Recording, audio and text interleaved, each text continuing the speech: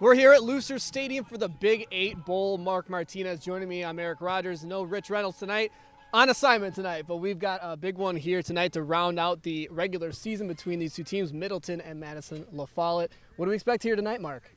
Well, we got a 5-3 Middleton team against a 4-4 La Follette team. Playoff spots on the line. Middleton is already in. La Follette can clinch tonight, so it should be a real tough battle. Well, yeah, obviously you're looking at a Middleton team that's already in, as you said. They're getting it done on the ground, a big part of their success this year offensively. So I don't know what that means for. Do they continue to do that even though they've already clinched? What does that mean for La Follette and their defense? I think last game of the season, you're going to stick with your bread and butter, what's gotten you here, grind out that win, that ground and pound game that Middleton likes to run. And then on the La Follette side of the house, you got seniors here, their last home game. Absolutely, they right. want to represent for their school, for their team, for their brothers, and try to get that almighty win to qualify for the playoffs. Yeah, very important here. And obviously when you're looking at the conference wins, if you can get 500 or better, you guarantee yourself a playoff spot at 4-4. They are eligible to be in, but they are not clinched, as you said. So that will be a storyline we watch, obviously, as well.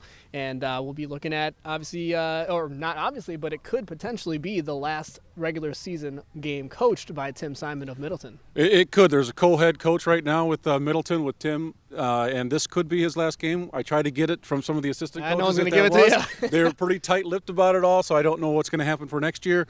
But he's had a great career at Middleton High School.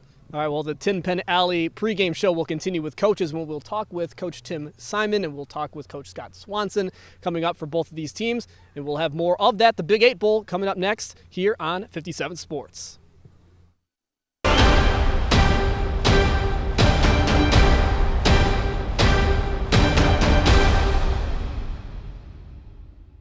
The 10 Pin Alley pregame show continues. The Big 8 Bowl. We have Tim Simon, co-head coach of Middleton Cardinals. And, Coach, already have a playoff spot secured here tonight, but what does that mean for the season finale? You know, it's kind of the farthest thing from our minds. I mean, it is and it isn't, because we got a tough game tonight against La Follette. So the playoffs we'll take care of next week. Tonight it's about playing a very good game. I just thought I'd try that game. Yeah, no, that's a good question. And, but right away, tomorrow morning it'll be the first thing in our mind. But we got a good opponent tonight. La Follette's a physical team. They got some dangerous athletes out there tonight. So one thing at a time. Fair enough. Coach, you guys, your bread and butter has been the ground game. You have almost 2,000 yards rushing this season. What's been the key to your rushing attack? It's our guys up front, our offensive line. We got some talented running backs. I mean, Callion Buckner's had a nice year so far, but he'd be the first guy to tell you as well that the guys up front are doing the main work. So if we can keep that going, we should be in decent shape. Give the big ugly some love. Yeah, exactly. Offense is looking good. Your defense has been pretty stout as well. Obviously, has been the part of what your success has been this year. So now that you're in this last game of the season, is that sort of, do you look at it as an opportunity to try anything new, or are you sticking with for the most part what you've been doing all year? I wouldn't say try anything new. Maybe fine tuning, testing a couple guys in maybe a few different positions, but it's more of a fine tuning than it is anything else. Well, then we'll talk with Coach Scott Swanson next on the 10 Pin Alley pregame show. That's been Tim Simon. Middleton and La Follette up next. You've got more coming up on 57 Sports.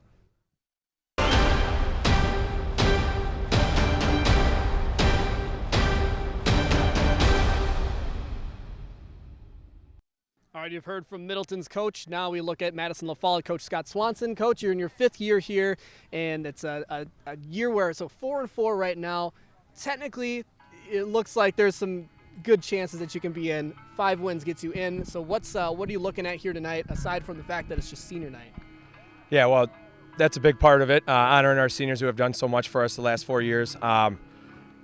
We would love to take care of business tonight and get in on our own accord, as opposed to kind of having to check the numbers and stuff later tonight. But Middleton's a tough team.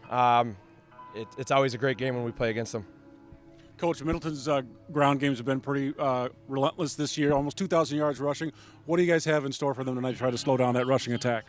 Yeah, we're gonna load up the box and really try and make them beat us through the air. But it's they're a great running team. They do it very well. They got a bunch of good running backs, quarterback who can run. It'll be a tough challenge for us. Kevion James Ragland, part of that 4-2-5 defense you guys have coming in and trying to stop that offensive attack from Middleton, but he also has got a good running game of his own. So how important will he be to the effect of the game tonight? Yeah, well, our best defense might be a good offense that controls the ball, and KBN would be a big part of that. And so we need to, we need to control the ball and attack their run. Well, it's simple as that, and we will be taking a look at the game here coming up shortly. We've got the Blow and Smoke tailgating show, and then we will have the kickoff of the Big 8 Bowl here on 57 Sports.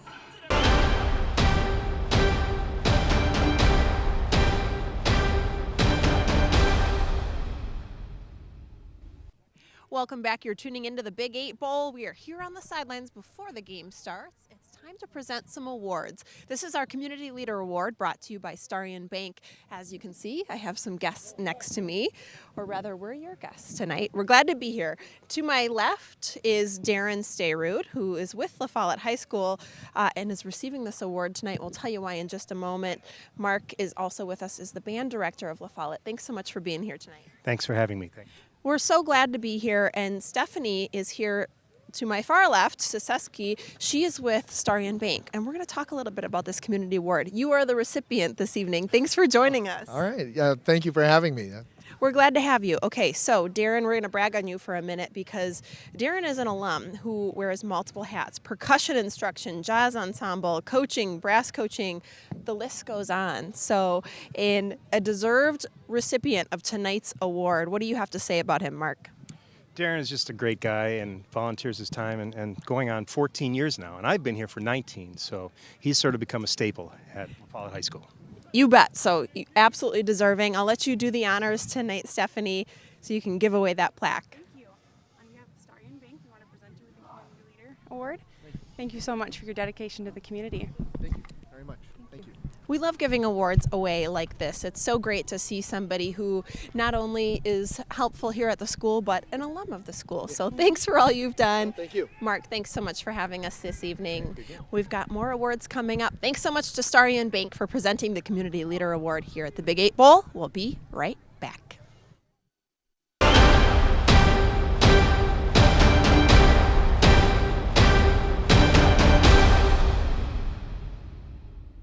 Hi, and welcome back to the A1 Furniture Big 8 Bowl. It is still pregame time. We're giving away some awards. If you're just tuning in, we were able to give away a Community Leader Award. We have a special Student Community Leader Award to give away right now. I've got the recipient, Maggie Murray, who's joining us. Thanks so much for taking a minute with us tonight. Thank you for having me. And I've got band director Mike Sierra, who is also here. Mike, thanks so much for being here, Mark. Thank you once again also. Glad to have you both here this evening. Now, Maggie, Mark nominated you for our Student Leader Award tonight because of everything that you've done in your role as a drum major. So a great player, says that you have a positive attitude and juggling lots of logistical details that he needs some help with. So thanks for doing that for the school tonight. And what do you have to say tonight, Mark? Maggie's just a great kid, and she really helps make my job very pleasurable. Always nice to have one of those on the team, right? All right, Maggie, I'll let you do the honors, Mark. Here's your award. I'd like to present you with the Student Leadership Award. Congratulations. On behalf of Dental Health Associates and, of course, the school here, we want to present Maggie with this award. Thanks so much. Thank you for watching. This is the Dental Health Associates Student Community Leader Award. This is the A1 Furniture Big 8 Bowl. We'll be right back with more after the break.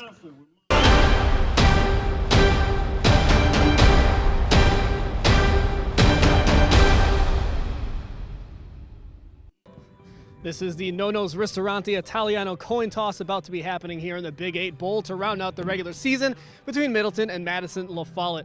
The captains are meeting at midfield right now to shake hands, take a look at the coin, then we will have the coin toss, and we will decide who is going to get the ball first, who will defer or receive in the second half. So right now we'll turn it over to the head official. Paul Bartleson. Okay, couple things first. Beanbag, flag on the ground, leave it lay. Flag on the ground, come see me. I'll give you your options as many times as I have to so that you understand. So I encourage you to ask, okay? Once you decide, we'll go with it. If it's a no-brainer, I'll tell you what's going on. I'll keep you out of trouble with your coach. All right? Sportsmanship, a little different now.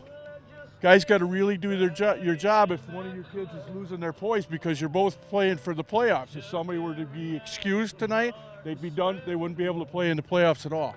So make sure you take care of that because if you don't, I know that I will, okay? And I expect you guys to be a little higher level, so make sure that you guys are working together, okay? All right, who's calling the coin tonight? You're gonna call it? Gentlemen, that's a head. Oops. That's a head and a tail. Head and a tail. You're calling what again? Heads. Heads? Heads. If I drop it, we'll do it again, okay? It's a tail. You've won the toss, kick, receive, defend, or defer. We want to receive. You want the football. Which end would you like to defend? Which way? We'd like to kick this one. All right, so you're going to slide over here to the south. You guys go to the north.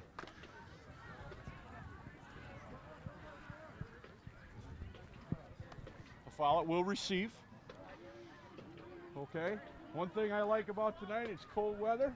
Good football weather. Make sure you're going to compete, but don't forget to have fun. We're going to have fun with you. Have a good ball game, fellas. All right, there you have it. Madison La Follette will receive the first half coin toss kick, and then we will have the national anthem here coming up. That's been your Nono's Ristorante Italiano coin toss here in the Big 8 Bowl on Channel 57 Sports.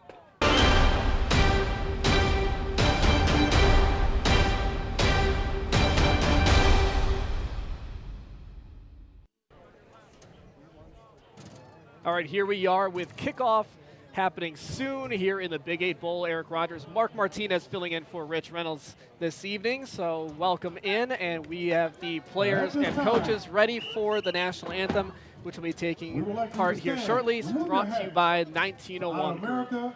So we will pause for that and recognize our nation's anthem.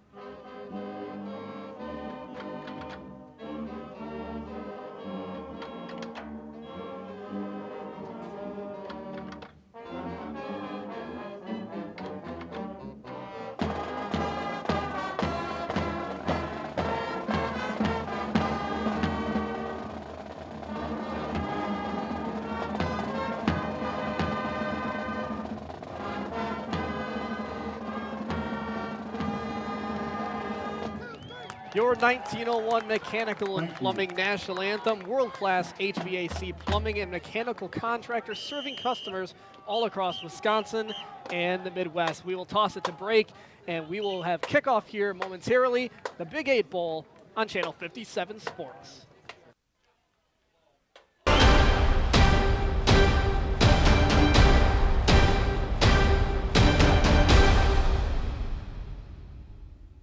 Welcome on into the Big 8 Bowl. We're at Lucer Stadium where Madison La Follette, it's senior night, and the Middleton Cardinals are coming in already playoff bound. For the Lancers, it's win and you're in. Mark Martinez joining me in place of Rich Reynolds. I'm Eric Rogers. Mark, welcome on in. We've worked with you in the past. We don't get to work with you every week, but you bring a good expertise to the game, and we appreciate your insight. Well, thank you. Thank you for having me back. Look forward to it. So I'm in your spot. You slid over to the left to take over Rich's play-by-play duties, but look forward to working with you tonight and watching a good Big 8 game between two teams that are battling for playoff positioning come tomorrow when the WIA releases their playoff seedings. Yeah, if you're listening to us on our Ansay and Associates live stream, you know all about that. We'll try to get you more of that information as the game goes along. The Ansay and Associates instant replay at Ansay and Associates. We give you more than just insurance. We give you peace of mind. That's the Ansay way. As we have kickoff here about to happen, Middleton in the all-white uniforms with the maroon numbers, or the dark Middleton Cardinal color, and then on the other end of the field, the La Follette Lancers in their maroon solid color jerseys with the silver numbers, ready to get this thing underway. And they have, I don't want to say a long way to go, but it's a game that it felt to me, Mark, that maybe the energy wasn't as high for their team before this game started. I don't know if you read it that same way. Well, they had a lot going on tonight. It's senior night, last home game. Parents are out there on the field with the kids, so a lot going through their minds as we start this game. Taking it about the 12-yard line, La Follette will cross the field to get a block. And not a ton more room. Squeezes his way through and takes it up to about the 25-yard line before a flag comes in, a penalty flag. The courtesy Ford first down will take over, and your penalty flag by co-bus and buses. Don't get penalized for passing school buses. When the red lights are flashing, there is no passing. So we'll check the flag, and it's going against La Follette. The Lancers will start at what I would assume is their own 15-yard line. Anytime you see a penalty on a kickoff return, it's typically against the return team, and it's either a block in the back or a holding, and that's what it was this time, indeed, a block in the back. Interesting, the returner on that was Ray Broughton. He's a senior. He's one of the quarterbacks that rotate. Ben Probst is the starter, but Ray will get in there as well. Yeah, and both of those gentlemen, as you mentioned, they actually have been kind of, over the last couple of years, battling back and forth as far as how many times they're going to touch the ball, and Broughton did pass the ball a bunch this year. So here we are. As Probst is in shotgun, I should say. It was not a under center deal. Gets the ball off to Jaden Nix, who will move the sticks. He does move the chains for about a 10, 11-yard gain, and there's a first down by courtesy Ford. So the Follette offense has been a little bit more balanced this year, throwing and running the ball. That time they went with trips to the left, single receiver to the right, which was Nix. He just went out, did a curl, a quick slant, got the pass for a first down already. From way up here in the press box, I can tell you Rich's eyes have been trained to look on these numbers. It's been a little while since I've done play-by-play. I got to train my eyes again to get used to that. So keeping in mind that Probst is in shotgun here for the Lancers. He's going to give a handoff. I believe that was a Kavion James Ragland who is stuffed at the line of scrimmage. Andy Sullivan, number 49 for Middleton, came through on the run blitz and got the tackle in the backfield for a 2-yard loss for the Cardinal defense. Well, when you're running backwards, that's not the way you want to go. And Kavion James Ragland actually on the preseason watch list for the Crazy Legs Hirsch Senior Running Back Award. He has 60 carries this year, 387 yards, and 4 touchdowns. 6.1 yard average, pretty nice, healthy running average for a back. But they've been behind a lot in games, so they've had to throw. And they do go running on second down, and it's, again, not getting much yardage, if at all, on that one, so picked up about a yard or so, maybe. And, again, we got a 3rd and long, and you got to think passing down, and just what Middleton wants to see. Yeah, it's the second time they went to try to run the ball over the right side of the offensive line for the La Follette right side line, and the Middleton defense was having none of it for the second play in a row. Well, on 3rd and long, the Lancers again going big wide receivers. This time they go 4 of them. And before the snap, we get a whistle and a flag, so you got to think that's a false start. False start's going to back them up. Now it's going to be 3rd and 17. Flag on the play. Well, when you talk about senior night, some of the distractions, I don't know if, I mean, you've coached this in, football in this area and high school football, and I don't know, do these kids sort of, distractions, pregame stuff, homecoming, I don't know, how much does that affect kids' kind of mentality and staying It certainly in the zone? can. It certainly can, Eric, and you worry about that through the week, but you hope by the time game time rolls around, the guys can dial in and get after it. Yeah, I think that's why you saw the coaches hoping to get the festivities done with as soon as possible. And again, yes, it is definitely a pass on 3rd down. They try to go with the screen, and too many white jerseys to get the pass off cleanly, and it's a 3-and-out for the Lancers.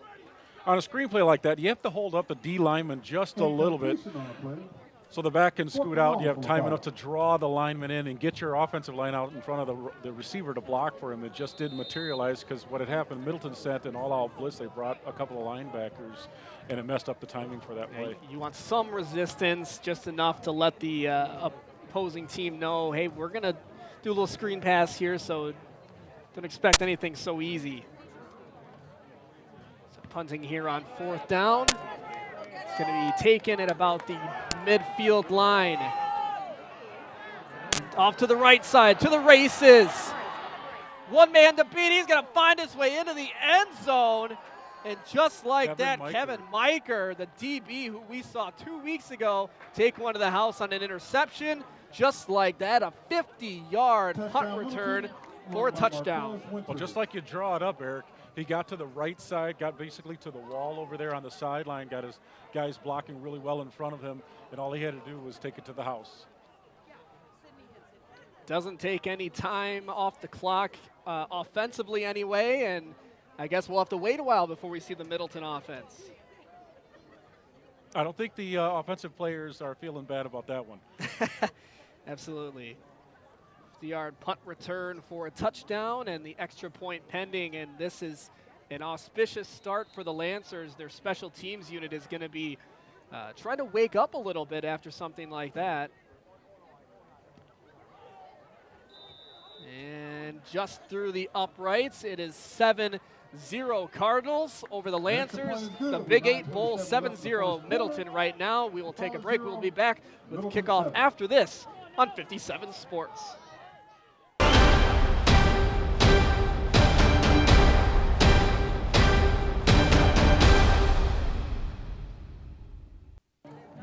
Here we are back at Lucier Stadium, where it's a 7-0 Cardinals lead over the Lancers after a Kevin Miker punt return for a touchdown from midfield. They forced a 3-and-out defensively. They took the punt all the way home.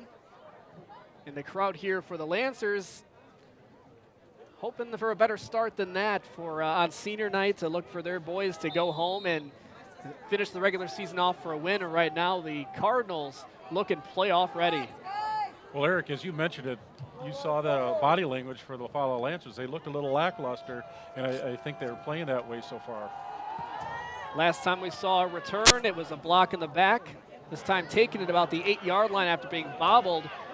This time taken down, I don't want to say that might have been close to a horse collar, but not called, and it'll be the best starting field position for the Lancers of the night. But not hard to do when you start on your own 15. So I think, Mark, and you tell me if I'm wrong, if you're the Lancers, you just look at your play sheet and say, okay, first drive, we went 3-and-out, but doesn't change our game plan just yet. Well, actually, that first play of the first drive, they got a first down on it. They threw to the one receiver side. It was pretty open, a nice throw and catch. I might stand want to come corrected. back to that Yes. rather than try to pound it against this stout front four that Middleton has. Probst back out of shotgun. Kavion James Ragland takes the ball up the middle, finds some room, spin move, and breaks another tackle and picks up about 15 on first down. And Kavion James Ragland moves the sticks. Let's see more of that. Well, as you mentioned before, he's returning all-conference back from last year, and you can see he's got some quick side-to-side, but he's got some power as well. He got the first 10 yards and then dragged a couple of guys, 3 or 4, to get some extra yardage there. Also has 3 receptions for 20 yards and a touchdown, 4 kick returns on the year as well. So out of shotgun again, they go with the man again off to the left side this time, find a block. Picks up another first down, and he's still going and steps out of bounds just past midfield. Actually, they call that the 45 of the Lancers, or sorry, excuse me, of the Cardinals. So the sticks, there we go, 2 straight first downs. Nice 16-yard run there, just an off-tackle play. He bounces it outside. Middleton loses contain. He's able to get to the corner, stiff arm the guy, get a nice block by Jaden Nix there, and gets run out of bounds 16 yards after he touched the ball first. Well, the clock stops in every high school game after a first down, 8:51 to play in the first quarter of the Big 8 Bowl. Again, they'll go to the ground. Again, they'll go up the middle, and again, a good gain. Not a first down, though, but those kinds of plays will keep a drive going and keep you feeling confident about the way your team's playing. Absolutely. 8 yards on that carry by Ragland. He's getting a little tuckered. He's coming out for some rest right now, but he's getting lathered up and getting some confidence going. Odell Cannon, number 24 in the backfield. Probst comes in after getting the call from coach on the sidelines, so we'll see which running back they decide to go with. But they've been well prepared running the football. Jaden Brown, number 34, one of those running backs as well. They do go with Jaden Brown.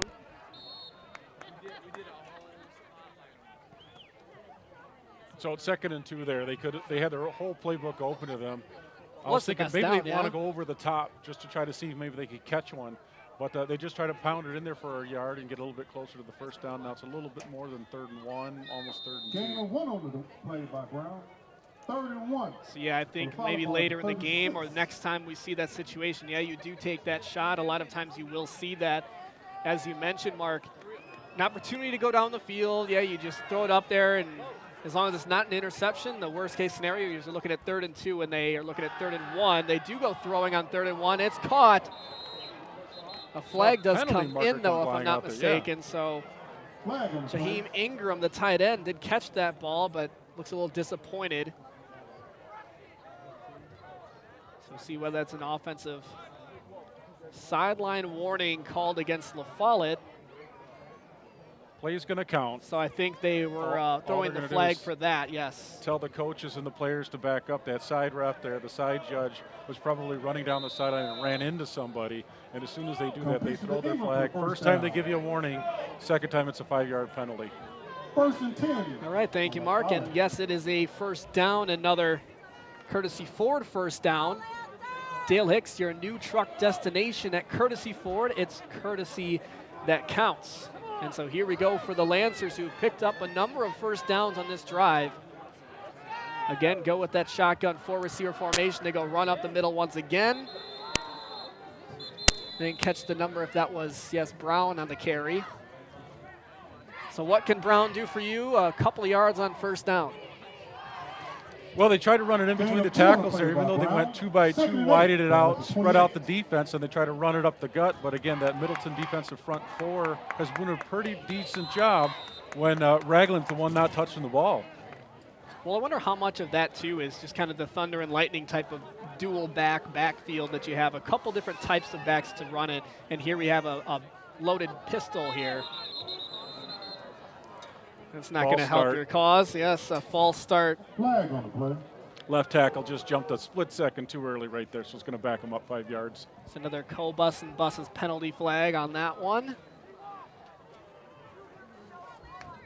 So the Lancers with a couple of penalties on this drive. Middleton with their stout defense, which has been a plus for much of the year. However, you did show me some notes here, Mark, about Middleton's schedule, his strength of schedule, some of the teams they've played, some of the teams they've beaten and lost to, and kind of where those teams flesh out in the rankings.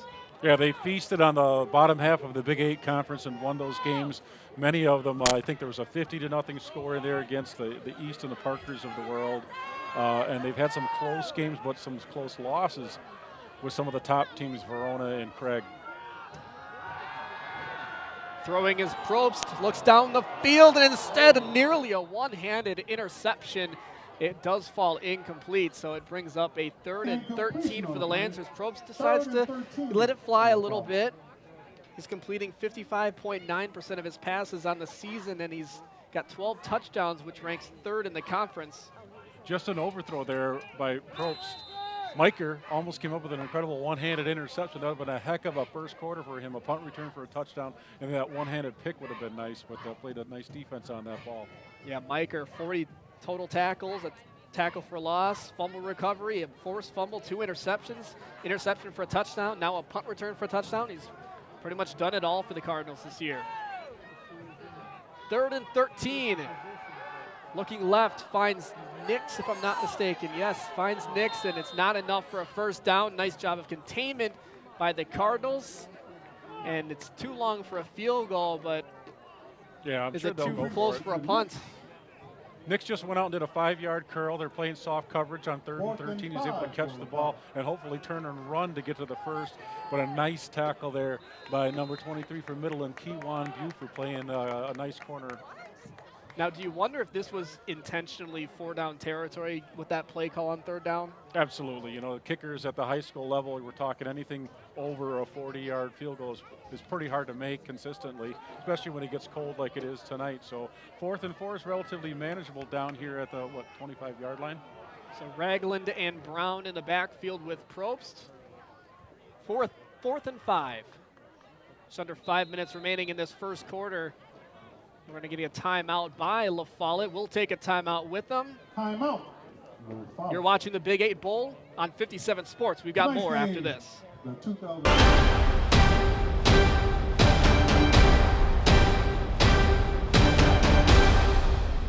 welcome back into the Big 8 Bowl. Eric Rodgers and Mark Martinez on 57 Sports. The La Follette Lancers are facing a 4th and 5 right now in Middleton territory and decided to take a timeout to think about it. They do send the offense back out on the field. 4th and 5 for La Follette. This time with a different set of runners in the backfield. Brown remains in. No more Kavion James Ragland.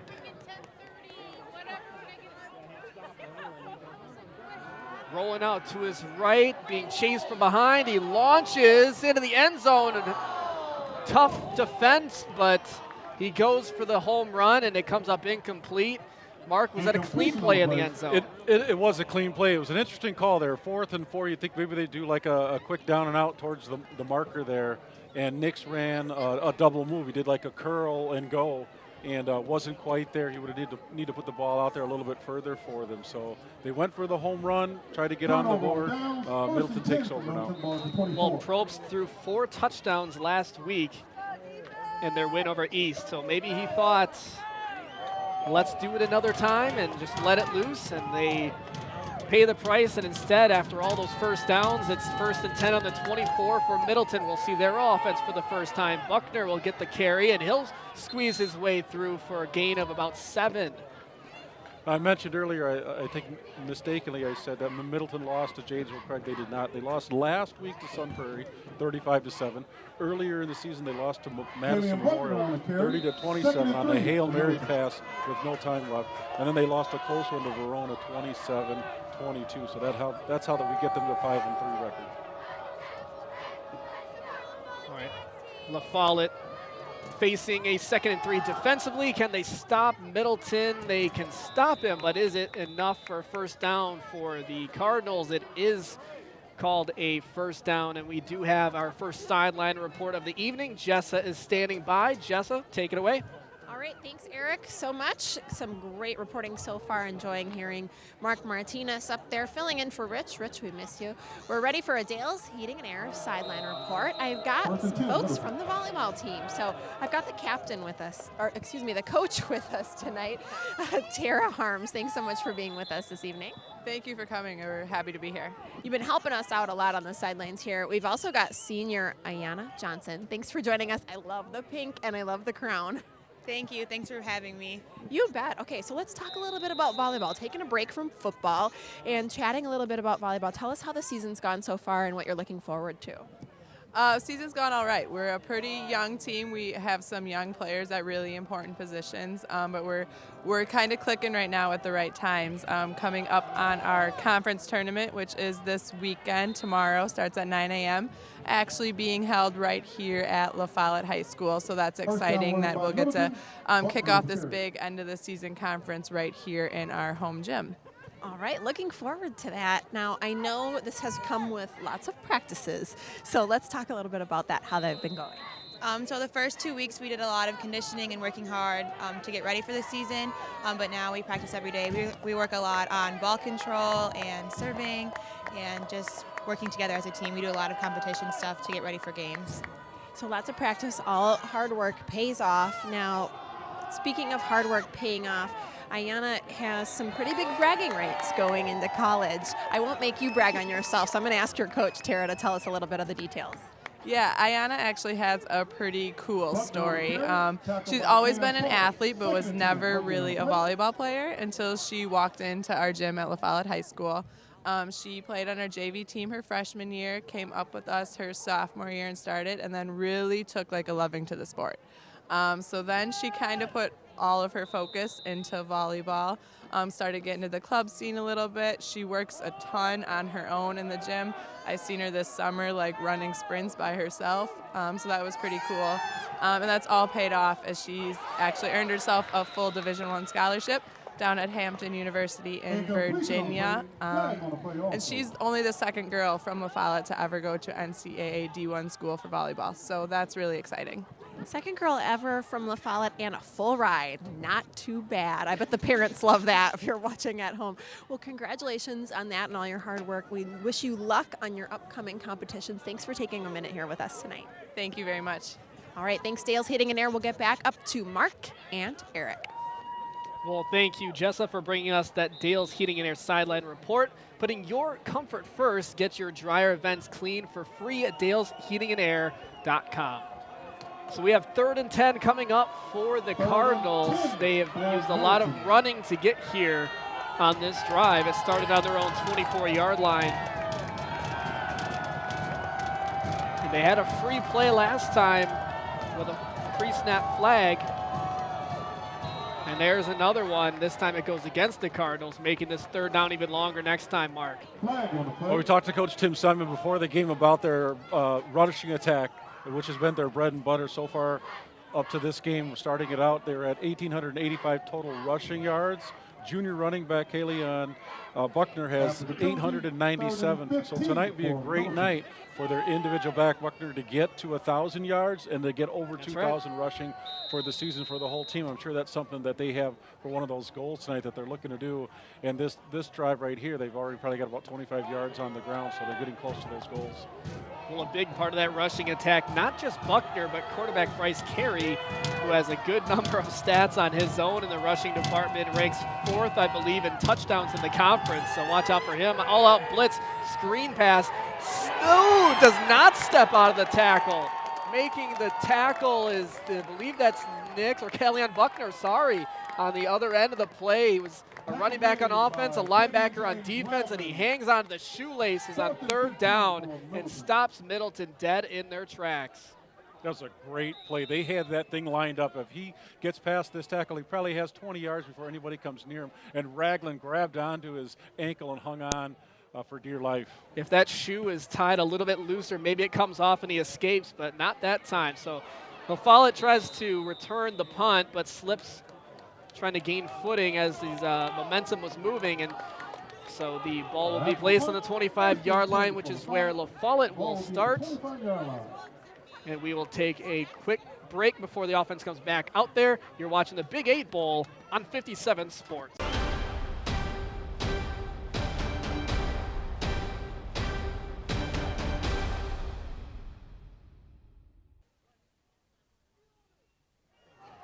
Well, you saw our Blow and Smoke Barbecue tailgating show. Blow and Smoke Barbecue is in Wanakee. Kansas City Barbecue, straight from me to you. Robert Bishop, the owner over there, if you haven't had that.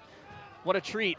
All the way in Wanakee. It's near our area, and a football team that's 8-0 in the conference standings, and on their way, obviously, to a playoff appearance and potentially a conference title in the Badger North. So a minute 20 or so to go in this first quarter. It's 7-0 Middleton after a Kevin Miker punt return from the 50-yard line on the first drive for Follette. They punted. It was returned all 50 yards down the right sideline, or the far sideline, I should say. But now it's the Follette offense back out in the field, getting that shotgun formation. They go back to the run game, and not much there on 2nd down. Hard to run up the gut on this Middleton defense when you got your inside tackles. You got number 79. He's a junior, Jaden Brown, 6'4", 320 pounds. Hard to run over that guy. You know, I swear, some of these kids, when you're in high school and you're a senior, the freshmen look so small. But now that I'm obviously out of high school, I'm looking at some of these players, and it's just, they're monsters. Just freaks of nature almost. They're big boys. Middleton's got a number of those. They got another junior defensive tackle, 6'4", 275. So they got the interior defensive line coming back next year. They're excited about that, I'm sure. Would potentially be the last play of the first quarter, 3rd and 6 for the Lancers. James Ragland in the backfield. He'll give containment for the quarterback a little bit of time as he's running. This is not Probst. This time it's Broughton, and he will take it near the sticks. Does he get the first down? It appears he does. And so that will end quarter number 1. We will have quarter number 2 and the rest of the Big 8 Bowl here on 57 Sports after the break.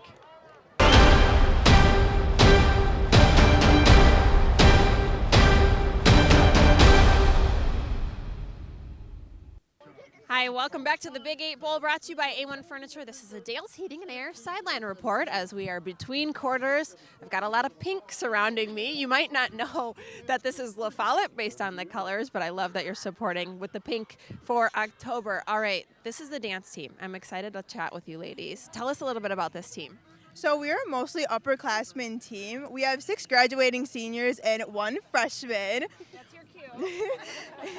We will be hosting tryouts next week to try and grow our competition and our basketball team. We also perform at every home football and basketball game. Yes, we love having you out here supporting on the sidelines. You're right next to me, so I get to watch you.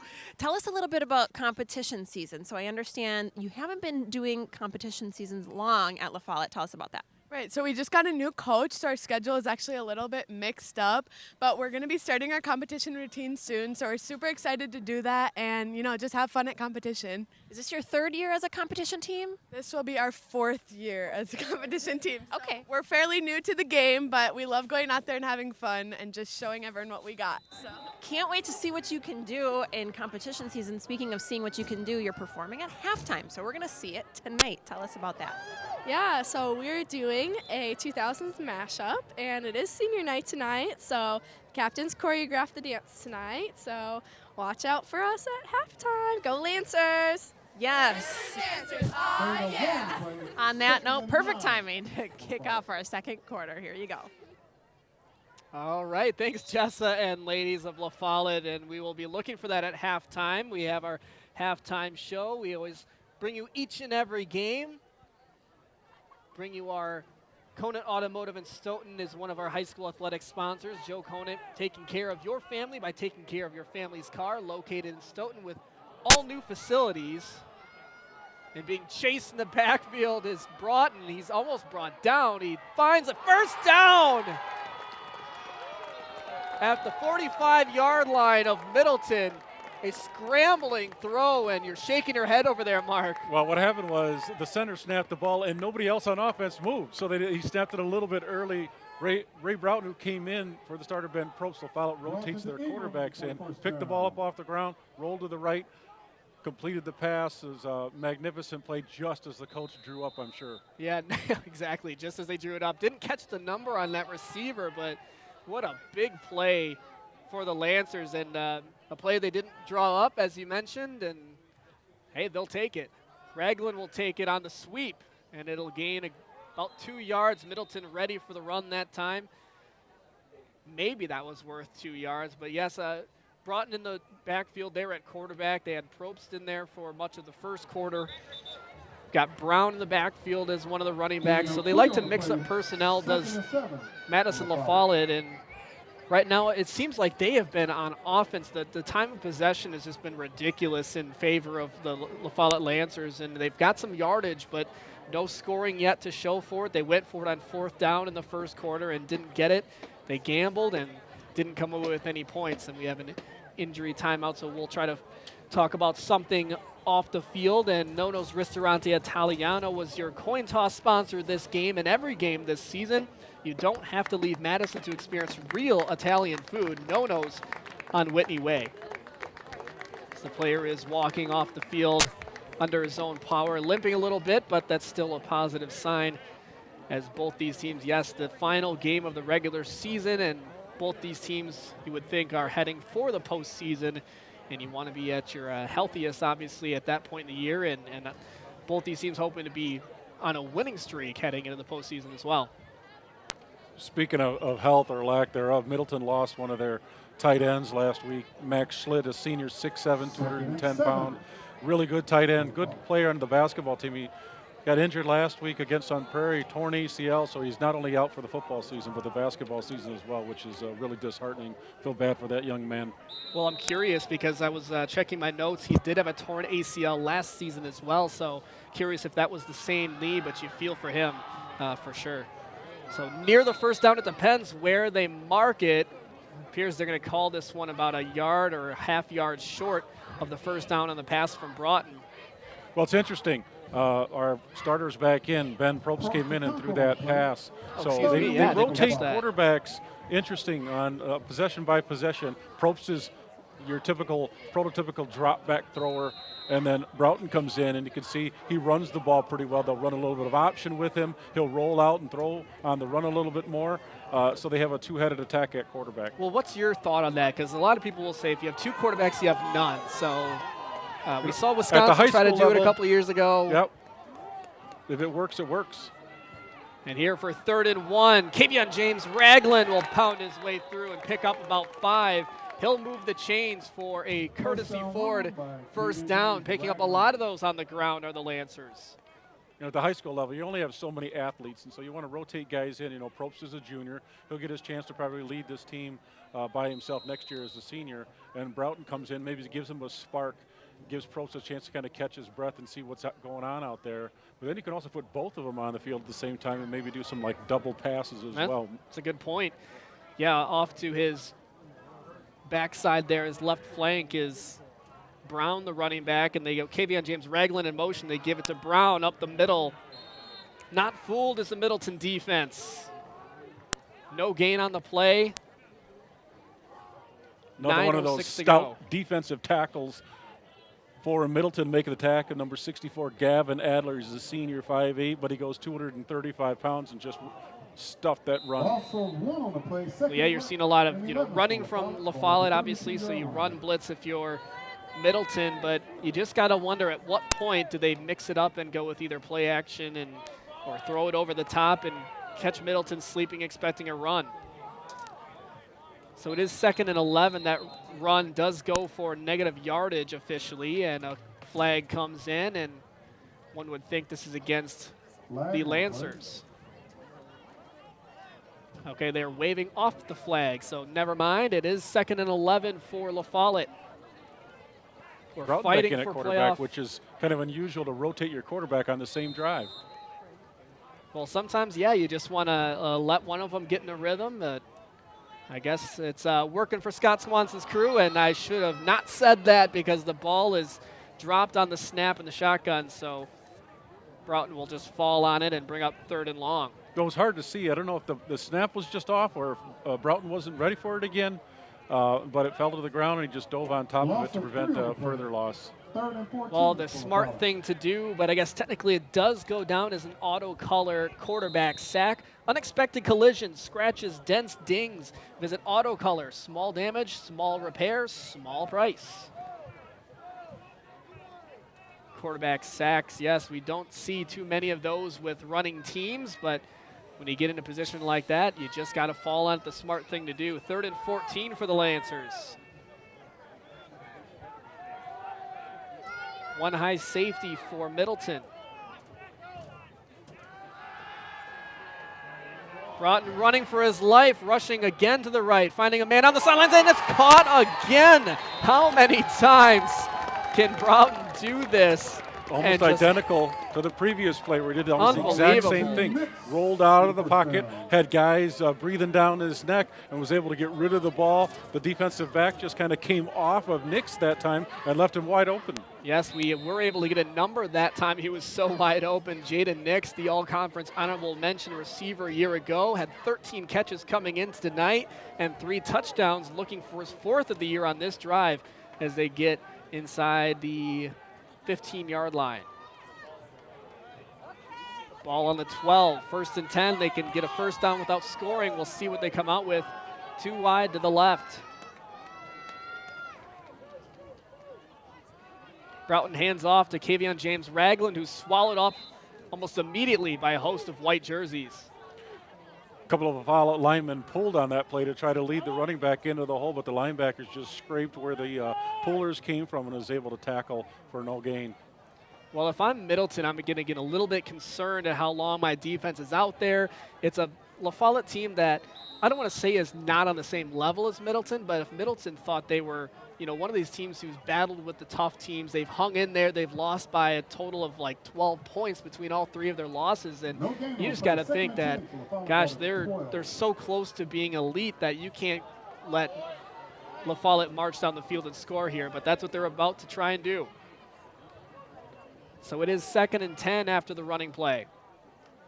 Broughton drops back, falls off to his left and into the hands of his receiver, but being held, and the crowd calling for pass interference call, and no flags come in on that play. Interesting no call. I wonder if they didn't throw the penalty because the receiver wasn't near where the ball was, but he was getting bear hugged right there at the goal line. Well, it's the kind of the question, was it uncatchable because the receiver was being held, or was it uncatchable because it was just a bad pass? You never know, would the receiver maybe have gotten there had he not been held. So I guess they are going to go that route and let it go, and instead of the ball being inside the 5-yard line, it remains at the 12, 3rd and 10 for the Lancers. After marching all the way down the field and taking up a whole lot of clock, I'm guessing this is part of their game plan, Mark. Take up as much clock as you can. Broughton throwing again to his left. This time it goes incomplete. Out of the reach of, I think that was Nix. No, excuse me, that was Kevion James Ragland he was trying to go to out in the flat. So speaking of that last play where they didn't throw the penalty, at the high school level, pass interference is only when the uncatchable ball only comes into play on a pass interference. Defensive holding can be called at any time. So whether the ball's thrown the other way, if you're holding somebody on the other side, you can still throw that penalty. So it's an interesting non-call by the refs. And then on this last play, we can see why Broughton is more of the running quarterback. Yes, his throwing is not as pretty as his running is, let's say. And on 4th and 10, they lined up to go for it, but they do call a timeout, and we will take a timeout with them. 4th and 10 coming up here on the Big 8 Bowl on 57 Sports.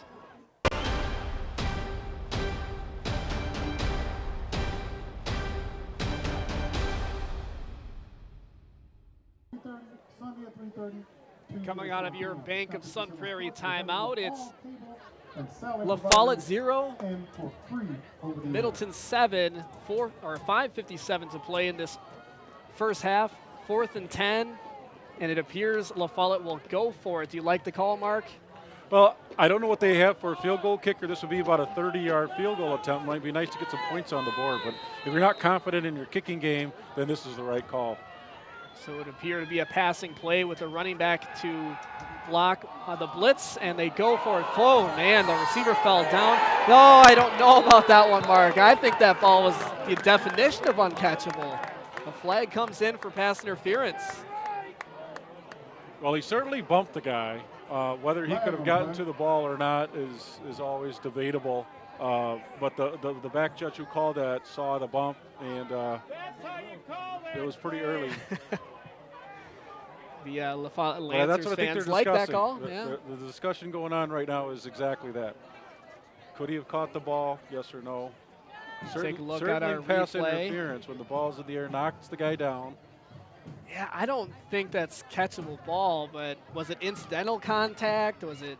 Nope, they're calling him. Okay, so there it is, and that should put the ball to go on the 1-yard line. I can't remember what the exact rule is, if it's half distance to the goal. And so it will be first down for the Lancers regardless, so it'll be about the 6-yard line.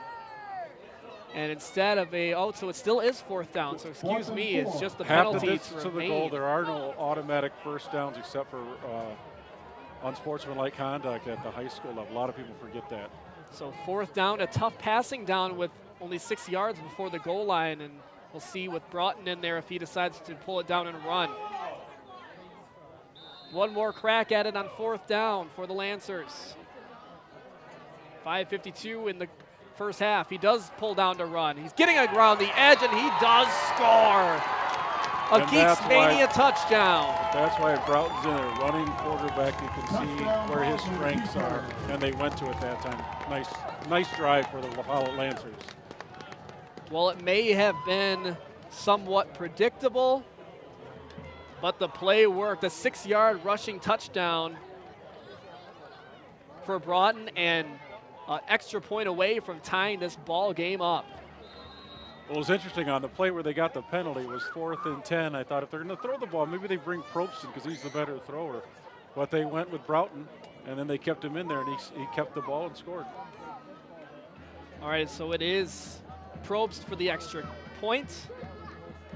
It is up and good. We are tied at Lucer Stadium. We will come back with a trivia question. Speaking of, the Big 8 Bowl continues on 57 Sports. All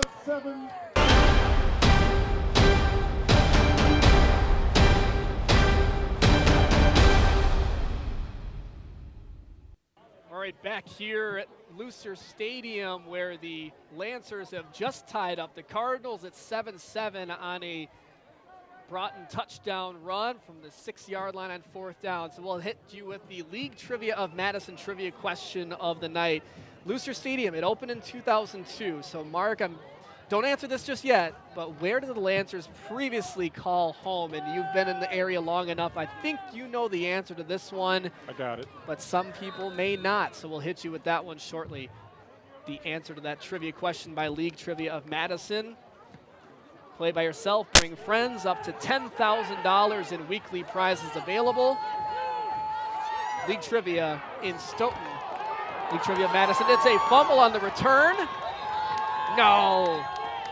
The Lancers getting all the drops here if it is indeed recovered by the Lancers, and the officials do call that a turnover in favor of the Lancers, and all the momentum here in favor of La Follette. Miker, who had the punt return for a touchdown, was returning that kick, and he was getting tackled as he was going to the ground. He just got drilled. The ball squirted loose, and the La Follette Lancers hopped on it.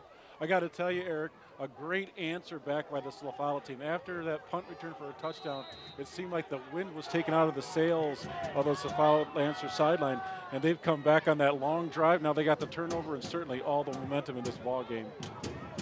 Well, boy, oh boy, a turn of events here for the Lancers, whose offense has been on the field seemingly all night, and what a game plan if you were going to take out the Cardinals. Oh boy, a lost snap, but he picks it back up. Broughton, he's going to run for a chunk of about 8-9 yards, but the refs are going to blow that one dead. It was going to be a call against the Lancers, it appears, so a hold will bring that one back.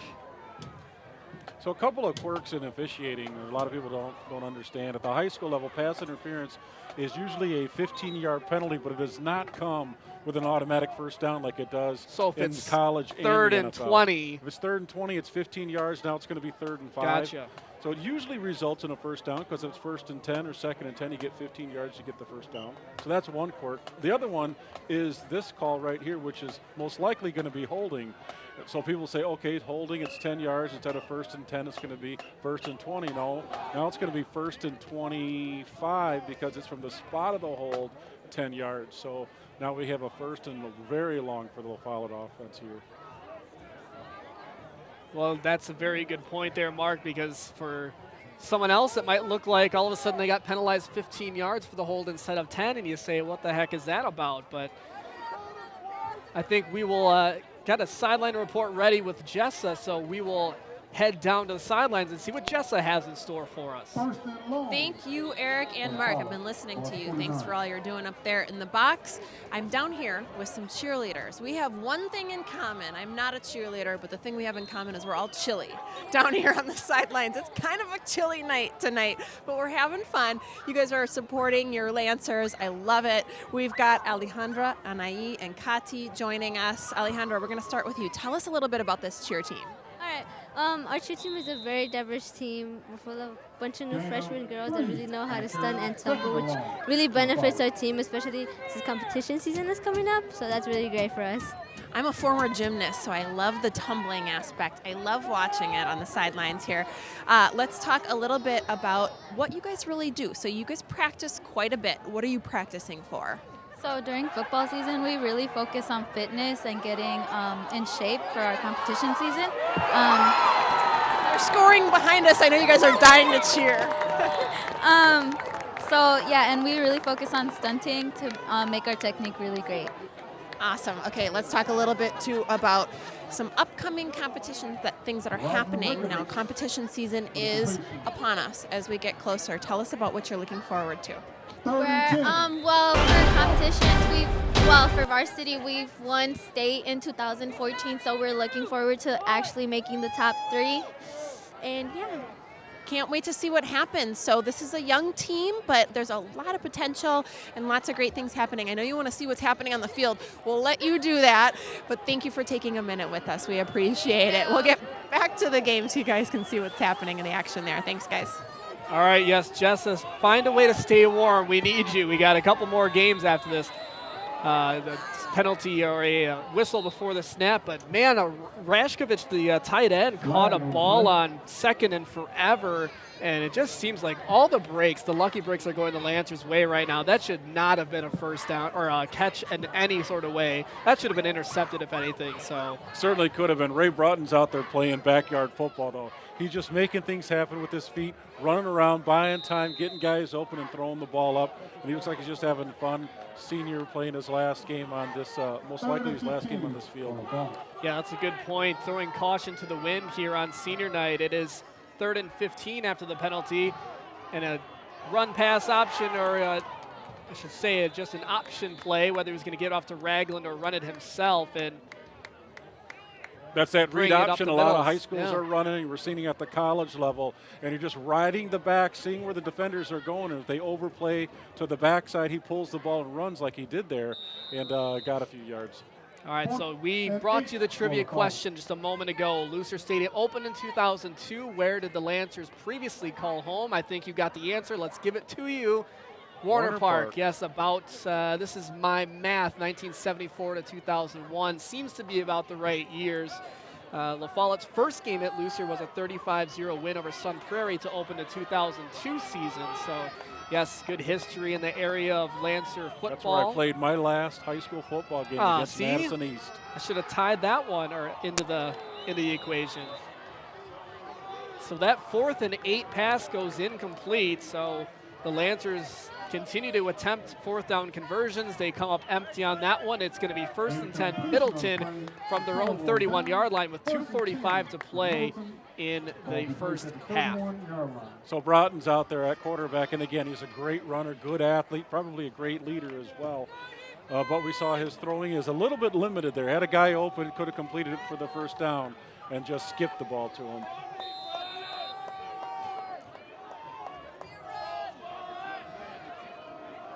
So 4th down attempt goes incomplete. It's 1st and 10 for the Cardinals. Seems like it's been forever since we saw their offense on the field. Carey's going to take it himself and pick up a first down. No, he dropped the ball. And again recovered by the Lancers. What do you have to do if you're the Cardinals to get your boys on the field? You know, it's a great run by Carey. He rides the running back on that, decides to keep it, but he's running a little bit loose, and he got a hat on the ball by the La Follette defender and popped it out of there. That's why they talk about running with the ball high and tight. You got to keep it up there nice and tight so that those hits don't jar it loose. Boy, I'm trying to take a look at this. After the 6-yard touchdown by Broughton at about the 5:46 mark, Middleton fumbled the kick return at 5:39. They got the ball back at 2:45, fumbled at 2:38. They've had a grand total of like 12 seconds of offense this quarter. They bring the thrower back in, and they're going for it. Probst is going for the dagger. He does complete the pass. Did the receiver get his feet in bounds? They do. Charlie Kunkel with the great catch over the shoulder. Well, in Kunkel, 6'2", 175 pounds, has 22 receptions coming into this game, 294 yards, 13.5 yards per catch. Late penalty flag just came out. I'm not sure what transpired down there on the sideline, but the side just doesn't look very happy here. So did someone say something the official didn't like? Sportsmanship was brought up as the players, the captains, met at midfield for the coin toss, so they do expect a lot out of these players and coaches at this point in the year. They know the rules. We'll see what the call is. Unsportsmanlike on Middleton. Somebody must have said something the referees didn't appreciate. And so that will only further the cause for the Lancers, who are, you know, they came up short on that 4th down, but look, they are right back in the territory where they were and some. So with the ball as much as they dominated the time of possession, as you mentioned, Eric, I mean, it's still 7-7. La Follette's got a chance to take the lead here, but with all the time that they've had the ball, they'd want to have a few more points on the board. All right, so here it is, Mark. It's 1st down and 10 inside the 7. 7-yard line, and the Lancers threatening. They go running with Kavion James Ragland. He finds his way in the end zone. Another Lancer touchdown. 13 unanswered points for the La Follette Lancers on senior night. Well, as you mentioned, we've been talking about the La Follette Lancer offense being out there. That means the Middleton defense has been out there all that time. Absolutely and they're right. just getting tired. I mean, you can't expect them to play down after down for a whole quarter and a half without much rest and be able to stop this La Follette offense, which has been well balanced. It's the first touchdown of the game for James Ragland, but not the first time he's made a big play, not the first time the Lancers have been opportunistic. 2 fumble recoveries, and the Cardinals have not scored since the first quarter punt return for a touchdown. The extra point, no good, just off the upright in a Mason Crosby type attempt on the night, so you knew that was coming. That might answer the question why they didn't go for the field goal earlier when it was about 30 yards out. So it is 13-7 either way. The Lancers on top. We will have more of the Big 8 Bowl after this. We'll take a break on 57 Sports.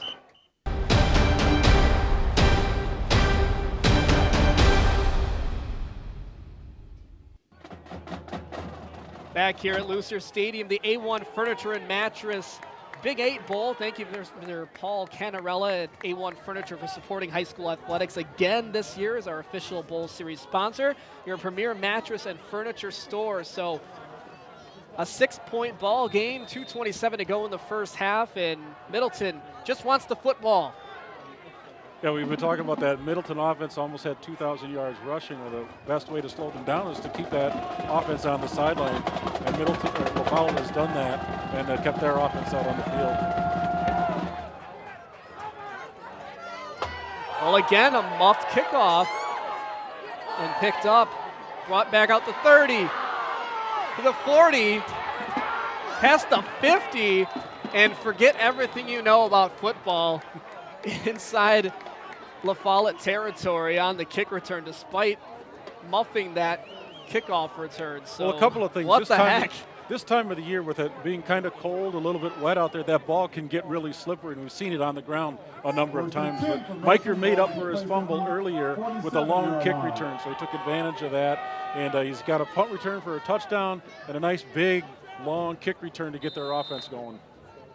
And earlier in the first half, a near interception. So certainly Miker has put his mark on this Cardinal offense and this special teams unit. So here comes Carey, gonna throw the screen pass. I believe that's Buckner, gonna pick up the ball, go to the left side, find some room, first down and more, trying to pick his way for more yardage and finds his way inside about the 21-yard line is where that's gonna go for about 20 yards on the carry. When I coached at Madison Abundant Life, we ran a screen quite a bit on teams because it's hard to defend if you can run it right. And Middleton ran it right this time. They got the linemen out there blocking, the receivers down there blocking. When a screen works, it's a picture of beauty. Yeah, that's a guy who has played Madden and knows how to use the juke button for sure. So they'll go back to Buckner. He'll spin his way for a gain of about 5. And now it's Middleton showing some life here after some frustrations on offense here, especially in the second quarter. Kaleon Buckner, again, mentioned him a couple of times now. He's only a junior, 5'8", 150, so he's not a big kid, but he'll run in between the tackles and break some tackles as we've seen already tonight, but he's got enough speed to get around the corner as well. 2nd and 5 from the 17-yard line, but only 1:27 in this first half, and it looks like they're content with using every second of this clock. They'll fake the run with Buckner. Carey will run it himself off to the left side, juke out the defender, and he'll pick up a handful, but just before the sticks, he'll be brought down. It'll be 3rd and short here for the Cardinals. Carey's the senior, 6'2", 180-pounder, running angry that time. I think he's mad he fumbled earlier in the game. He wanted to make up for it here right on this play. Well, I'm no football player, but my suggestion on that run is switch that to the opposing arm so the helmets aren't hitting that ball as we saw earlier when he fumbled, and it will be 3rd and about 1. And a timeout here on the field. We'll take one with them. We'll be back with 3rd and 1 in the Big 8 Bowl on 57 Sports.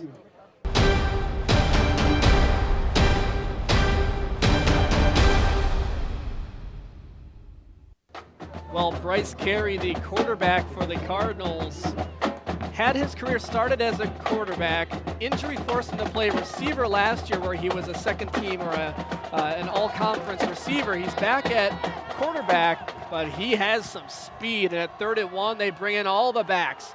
I formation, they go to the deep back and easily pick up the first down inside the 5-yard line. The Cardinals move the chains. Well, they go with the old school student body right like USC used to do back in the 70s and 80s when they had all those tailbacks at one Heisman. 2 fullbacks back there leading that lone tailback, and they just ran through a big gaping hole for the first down. Yeah, Kaleon Buckner with yet another first down. It's going to be 1st and goal from the 5-yard line. Down by a handful, it's 13-7 Lancers. Looking for an answer are the Cardinals. A touchdown plus an extra point puts them in the lead. 1:02 left in the first half of the Big 8 Bowl. It's been a good one. Potentially our closest one of the season so far. And boy, when it's week 9 and the Lancers are looking to go into the postseason, they can clinch the spot on their own with a win. Middleton, they've lost to some of these teams that are 500 or better, so looking to prove that wrong. Instead, they'll go for 2. Buckner off to the left side. He'll sneak in untouched, so instead of forget the extra point, they'll go for 2 and make it 15. Touchdown. No, actually, that was the touchdown run there, Eric. Oh, I guess I missed that one. Well, forget me. I was at the 5-yard line, off tackle there. Punched it in, untouched into the end zone. Now they'll go for touchdown. The single-point extra point here to take the lead. And so often you see that in a football game where a missed extra point, that 1 point doesn't seem very large but at the time, but it sure could come back to haunt you down the road. I think that was a situation of it was all just a matter of time whether they're going to get that touchdown. So I just was a foregone conclusion they already got it. So here's the extra point to put the Cardinals ahead. So at the 48-second mark, this game is tied at 13.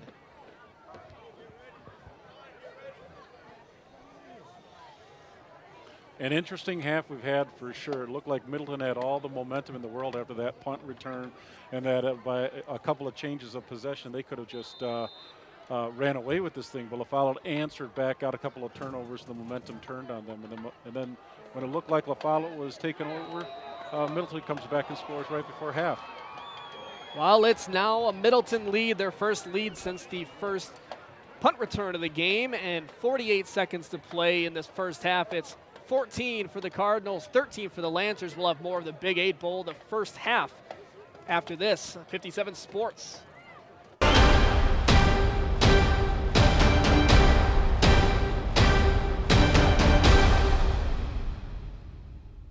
Well, after a couple of drives that resulted in early turnovers, the Cardinals finally put it together and retake the lead. It's 14-13 Middleton, and the LaFollette Lancers ready to take this first half kickoff with 48 seconds remaining to see if they can do anything before half. But boy, what a first half it has been, Mark. Well, don't go to the bathroom just yet before they have with all the change of momentum that we've seen in this first half. LaFollette could do something here with 48 seconds left still. Ready for the kickoff, here we go. Taking it about the 15, running but dropping the football. Is that Broughton on the carry? I can't see the number quite. That was, and again, that ball looks just slick out there as it's going through the air, and it's been dropped multiple times by both players on both teams. And with 42 seconds to play in this first half, 20 seconds, or excuse me, from the 20-yard line is where the LaFollette Lancers will take over. We'll see how content they are to take it into the half. Interesting to see what they do here. Sometimes coaches want to see what they can get on first down. If they can get a big chunk yardage play here, get 10, 20 yards, then maybe they go to hurry up and see what they can do. If they don't get anything, maybe they'll be just content with kneeling on it. You've seen a lot of Bachman's pools, spas, and saunas instant replays tonight. Stay warm and boost your immune system this winter with a Hilo infrared sauna. Go ahead, relax. It's Bachman's. 1st and 10 from the 20.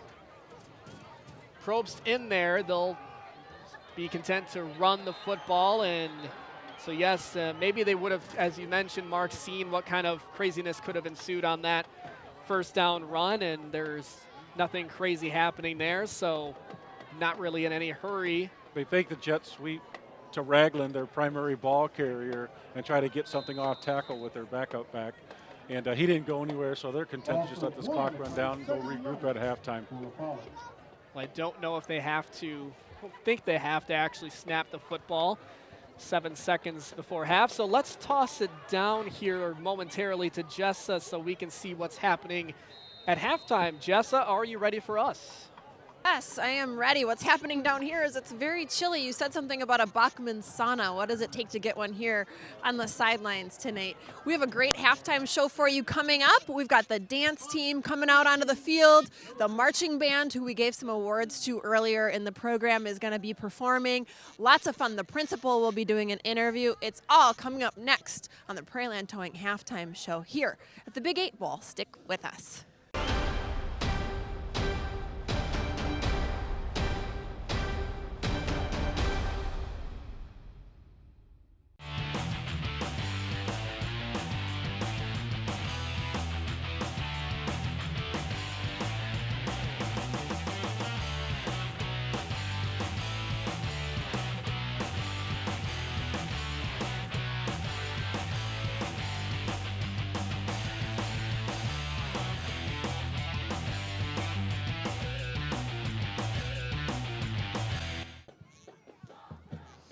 Welcome back here to the Big 8 Bowl. It is the Prairie Land Towing halftime show. The marching band is doing exactly that, marching out onto the field for your first halftime performance tonight. If you are just tuning in, you may have missed our awards that we gave away earlier in the program. The Community Leader Award was given to somebody who is not on the band or directing the band, but actually a volunteer for the band. An incredible story. Mark Syra, who is the band director, nominated a gentleman named Darren Stayrud, who is a La Follette High School alum. This band is just gearing up. That gentleman is down on the field this evening helping out.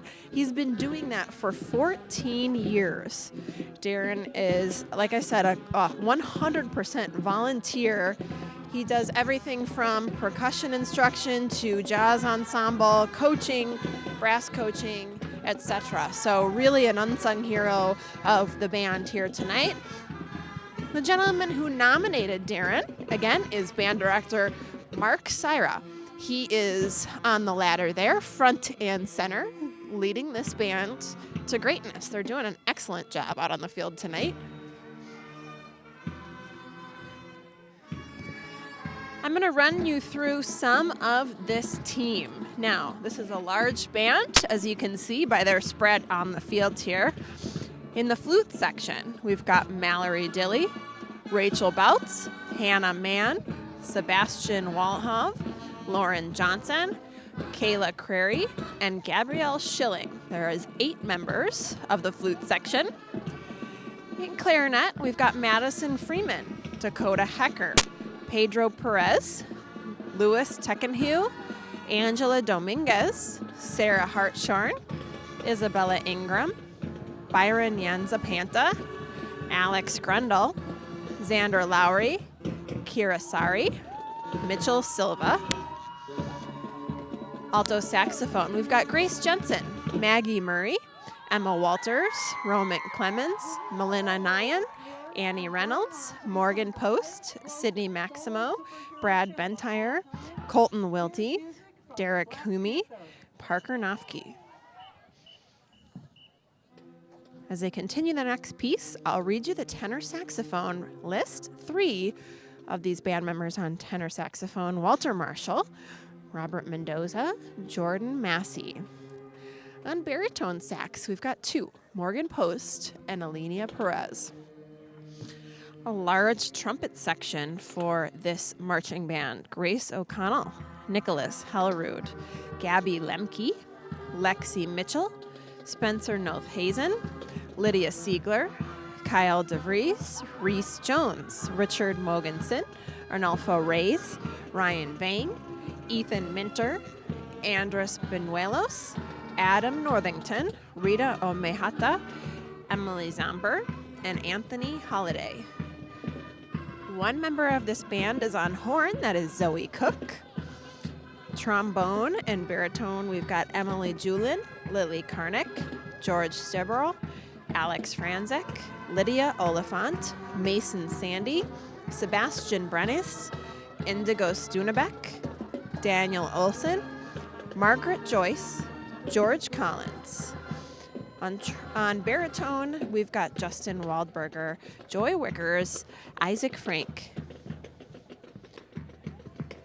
I imagine you see the tuba section in the center of the marching band. 3 of our students on the tuba section tonight. We've got Lily Newsom, Andrew DeFratz, Skylar Talbot Settle. Those tubas showing Lancer pride tonight with the big L emblem, as you can see. Percussion section, front and center, you can see some of the folks there. And of course in the back row on the snare drums. Consists of Jenna Jagger, Oliver Smith, Anna Elson, Stone Kakoran, Nick Turk, Juan Davis, Lee Feldenhausen, Caitlin Panton, Stephen Slater, Tanner Ferguson, and David Harrington.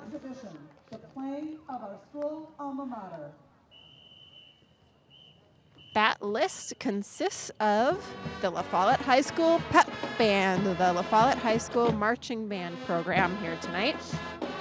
Again, we spoke with Mark Sayra earlier in the program, before kickoff actually, about this band. And there are some really wonderful folks that are a part of this band and even volunteering. As I mentioned, Darren Stayrud, who has 14 years under his belt as a volunteer, and of course a former La Follette himself.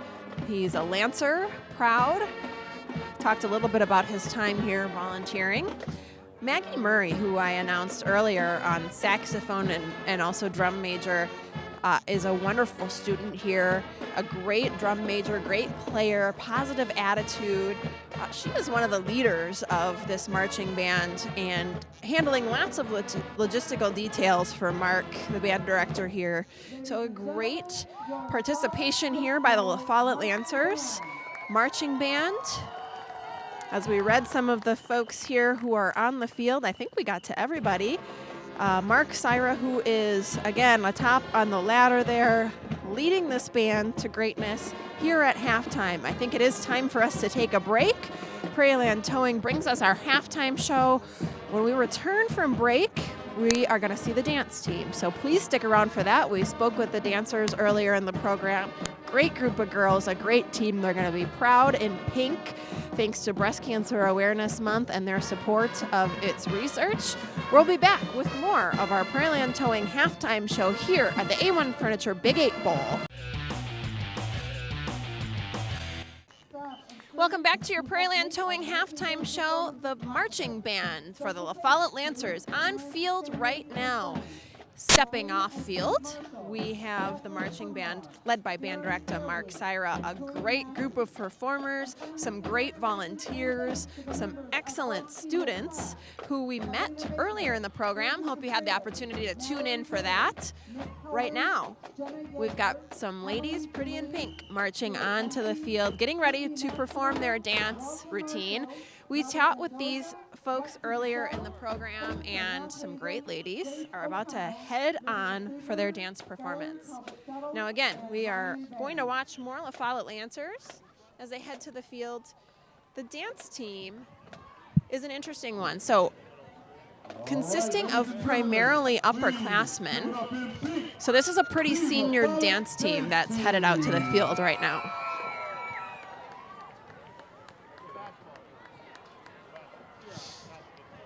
Dance team getting ready to perform. Now this is a team that is busy pretty much year-round. So they're performing here tonight on the football field. They gear up for some basketball performances. This is also a competition team. So you're seeing on field right now those who are partaking in the season for the football season.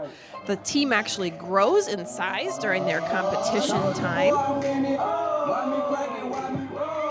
Now, if you are a child of the 90s, you might recognize some of this music. Late 90s, early 2000s, senior night here at La Follette High School. The Lancer seniors actually choreographed routine. So let's take a look. I watched these ladies practice on the sidelines for much of the second quarter.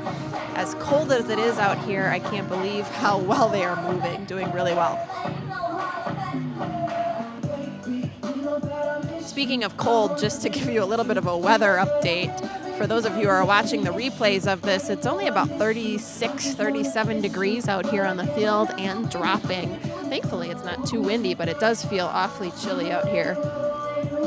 We were commiserating during our interview earlier about the chilliness, but these ladies doing a great job, even on a cold night. The seniors that are on the field right now, I'm going to give you the list, the senior lineup, as it is senior night here at La Follette High School. We've got Nicole Bartels, Hallie Bender, Sydney Dubois, Maria Hammer, Kenzie Jones, and Eliza Kulo on the field right now alongside their lower class teammates.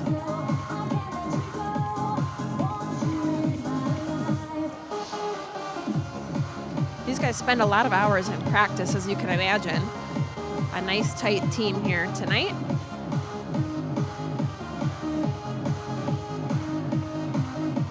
Any of you recognize some of these hits from the early 2000s? I know I do.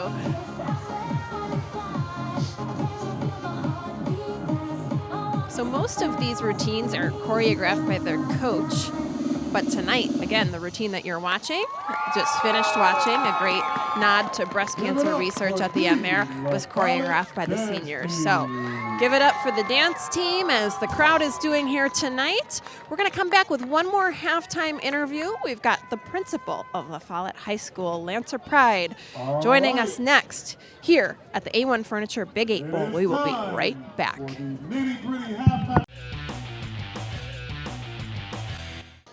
Welcome back to the A1 Furniture Big 8 Bowl. If you're just tuning in, we've got the Middleton Cardinals here playing the La Follette Lancers. I'm getting the opportunity now to catch up with the Lancer himself, the principal, Sean Storch. Thanks so much for having us this evening. It's been a pleasure so far. We're very happy to be here tonight. We got wonderful weather and it's a very competitive game. Wonderful weather if you don't mind the cold. I'm still coming to terms with the chilliness out here tonight. A few things we're going to talk about outside of football. The marching band, some really outstanding folks. We got to watch them perform during halftime. For those of you who are just tuning in, we gave some awards away earlier in the program to some outstanding folks on that band. Talk to us about them. Well, it's pretty clear they're the best marching band in the city under the direction of our band director Mark Syra. Very proud our marching band not only does performances at our games, but also basketball games, our pep rallies, and they put on a great show every time we see them. Boy, I sure loved watching them and, of course, listening to them, a great group of folks. I want to talk a little bit about homecoming, too. Recently completed. How'd it go? It was a great, fun time for all of our kids, and we had over 1,000 kids in our gym from all over the east side of Madison. They had a great time together, and we also had a wonderful pep rally. We were celebrating a whole bunch of our scholars who we're very proud of. So I also want to touch a little bit about your history. Principal Storch has been here previously as a teacher, gone on to do some other jobs, and came back to La Follette High School. Why did you come back? You returned home, as you said to me on break. Right. So one of the perks of being principal is you get funny yellow vests that you get to wear around the game. But I came back because I was born and raised on the east side. It's my family, and we have a proud tradition here at La Follette High School that I'm glad to carry on. Lancer Pride, from the top to the bottom, down to the students, and it all starts at the top with the principal. Thanks so much for taking some time. Thank you so much for having us. We love coming here. All right, go Lancers. Go Lancers. We're going to get back to the game after this break. Thanks so much to Prairie Land Towing for supporting our halftime and our local athletics. Thank you for watching. We've got more of the Big 8 Bowl coming up after this.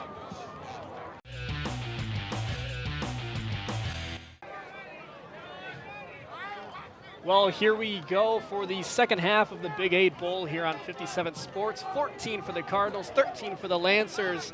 We thank some of our sponsors, 10 Pin Alley for the pregame show. More than just bowling, watch all Packers, Badgers, Bucks, Brewers at 10 Pin Alley in Fitchburg.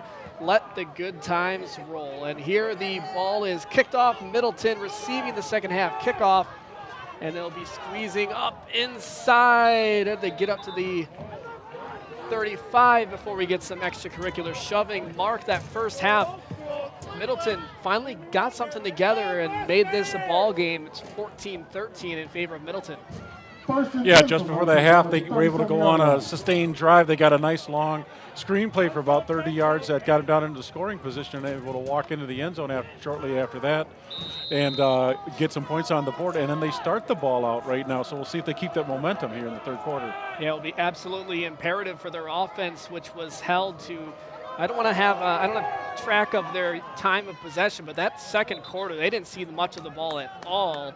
And when they did, a lot of times it was a turnover, and they give the ball off to Buckner for a handful of yards on first down.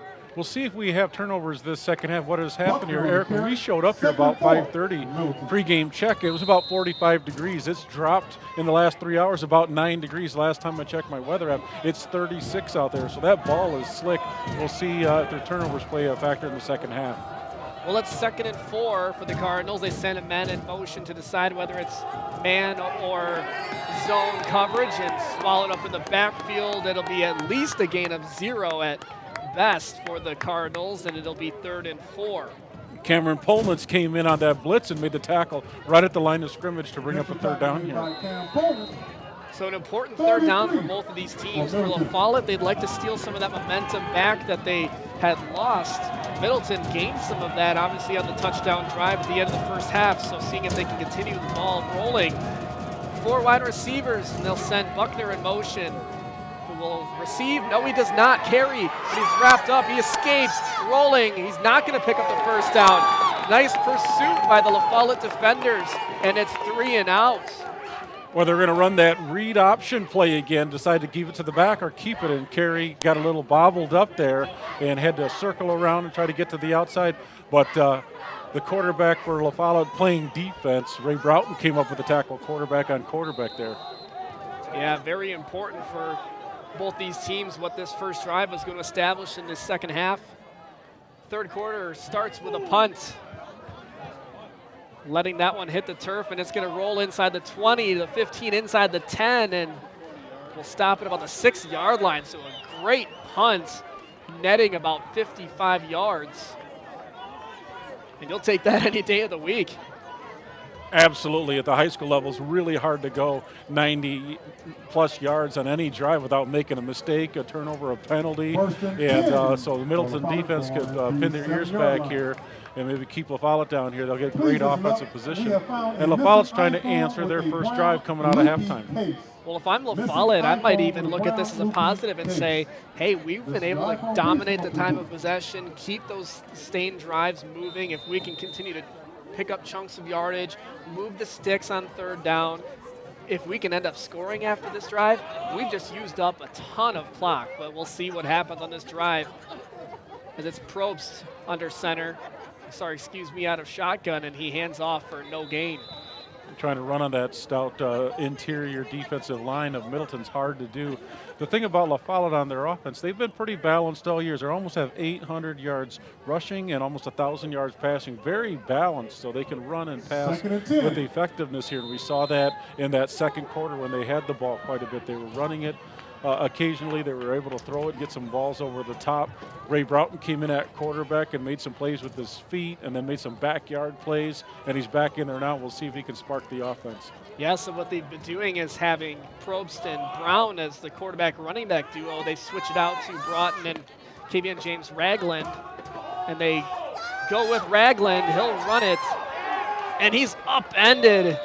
About 2 yards shy of the first down, maybe about a yard shy. Did they say it's going to depend on the spot? Spin, he rolled and got the first down. So I guess they will continue to say, hey, the roll counts as part of the run. And you can see the kind of athlete that he is. We've seen him make a couple of tackles on defense back here in the backfield for the Lancers. He's been able to run the ball on that read option play, get out on some rollouts. He can throw the ball occasionally too. He's a multifaceted athlete back there. You know why they want him to have the ball in his hands. Absolutely. You saw before the game the Dental Health Associates Student Leader Award, Comfort and Compassion, Worry-Free Smiles, Dental Health Associates, honored to be your first choice in dental care. So 1st and 10 for the Lancers. Not much that time. And they just give that inside give there to kind of keep the defense honest. They'll come back and run that and probably pull it out and either run option or Broughton will keep it and try to get some yards on his own coming down the pipe. Well, looks like it's about time for our first Dale's Heating and Air sideline report of the second half. We'll send it down to Jessa, who is ready with a very special guest. Jessa? You're right. It is a very special guest. In fact, this is a parent and a volunteer here tonight. This is John Hunter. Thanks so much for taking a minute with us.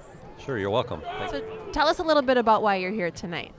I'm a La Follette volunteer parent who has a girl on the La Follette dance team. And tonight we had a 50-50 raffle to raise money for the team. Okay, shout out to the dance team. They were awesome. I got the opportunity to chat with them and, of course, watch them during halftime, so I'm sure you're a proud parent.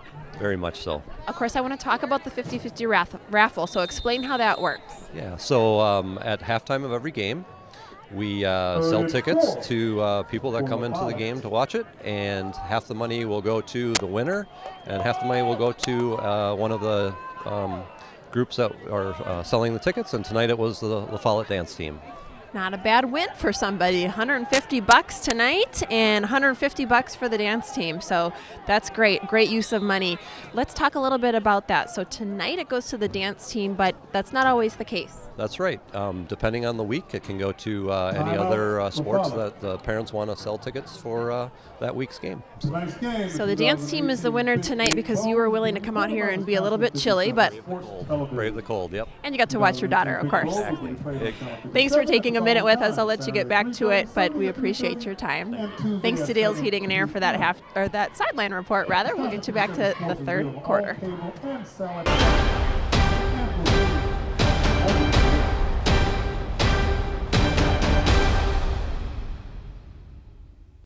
13-14, the Cardinals leading the Lancers, but it's a 3rd and 4 for the Lancers here out of the break. An important 3rd down, their first possession offensively of the second half. Out of shotgun is Probst running left. He's going to make to the first down. He does make it past the sticks, a courtesy Ford first down. The second 3rd down conversion for the Lancers on this drive. Probst shows that he can run the ball a little bit too when he had to there. They had 2-by-2 stacked receivers on each side looking to throw the ball. The rush came in, forced Probst out of the pocket, and he was able to, looks like, almost get a 4th down, but they're going to have to measure to see if he made it or not. It might be a little short. Well, while they are measuring, I want to take a moment to thank Sterion Bank, our Community Leader Award sponsor. If you want to own a home, save for retirement, or grow your business, Sterion works passionately for you. That's how Sterion Bank takes you farther. Also, Bank of Sun Prairie, our timeout sponsor. 3 locations in Sun Prairie and Cottage Grove. Get your Sun Prairie Strong bank card today. Bank of Sun Prairie, the right balance, member FDIC.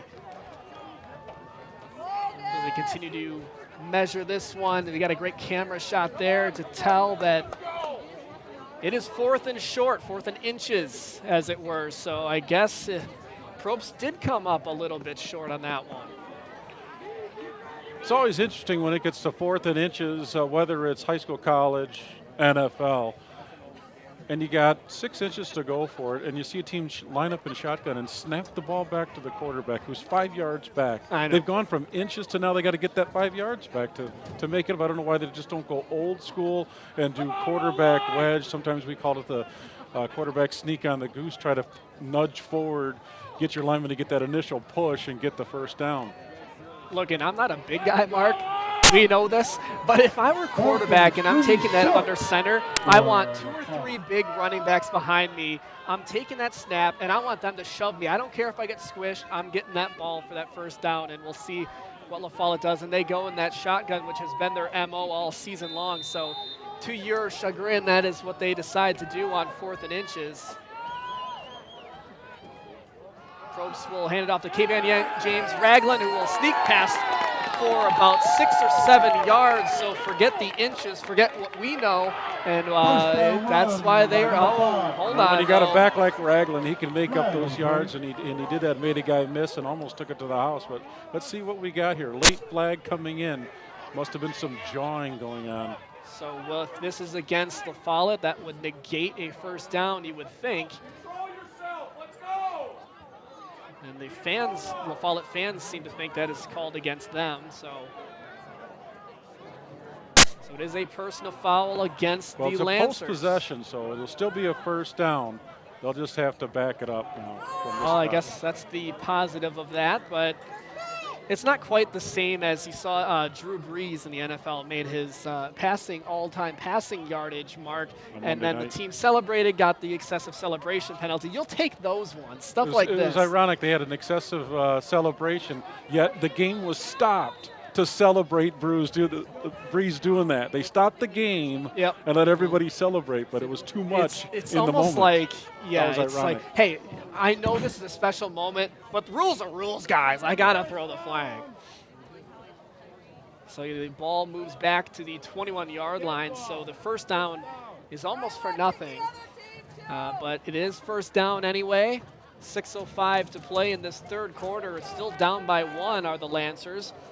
Supercharged Foods, your WIAA football wrap-up sponsor. You can catch that every week on the Sports News with Rich and myself. Watch the Supercharged Foods WIAA football wrap-up every week as we cover the Big 8 and Badger conferences in just 6 minutes. Supplement your diet with live food energy. Supercharged Foods on East Washington. Good stuff between Rich and I. If you want to catch up on everything from this week and a couple weeks down the road, and especially through football season when we get to the playoffs and beyond what happens at state, we'll have it for you, the Supercharged Foods wrap-up. Not sure what's going on here with the Zebras down on the field trying to get things squared away here after this penalty. Taking them a long time to put the ball back in play here. All right, here we go. So Broughton is the quarterback on this one on 1st and 10. So they do finally get that figured out. Yes, interesting, Mark, what they're deciding to do as officials. There's been some interesting quirks to this game, we'll call it. And with 2 wideouts, a couple in the slot, they go to Ragland in the backfield. Stiff arm, but swallowed up in the backfield, and it looks like a face mask on the end of that one. Well, Ben Lickfield came up at the outside linebacker, and he had contained there and gobbled up Ragland, but it looked like somebody may have come in and got on the face mask there. It's going to benefit the LaFollette Lancer offense. Well, as you see, Jalen Brown comes in at running back for Kavion James Ragland. Oh, instead, actually, it's a face mask called against the Lancers. So shooting themselves in the foot and going backwards on this drive. I don't have a lot of answers I couldn't for see why it from where that I was was on. at. I usually assume that face mask is going to be on the ball carrier. I don't know where it came into play here. So Ragland did stiff arm the defender on the play, so maybe he got his hand in there, which we couldn't see from our angle. And that's the only explanation I have, I guess. That's a point of emphasis by the WIAA this year, is that the offensive player is not allowed to grab the face mask in any form or fashion.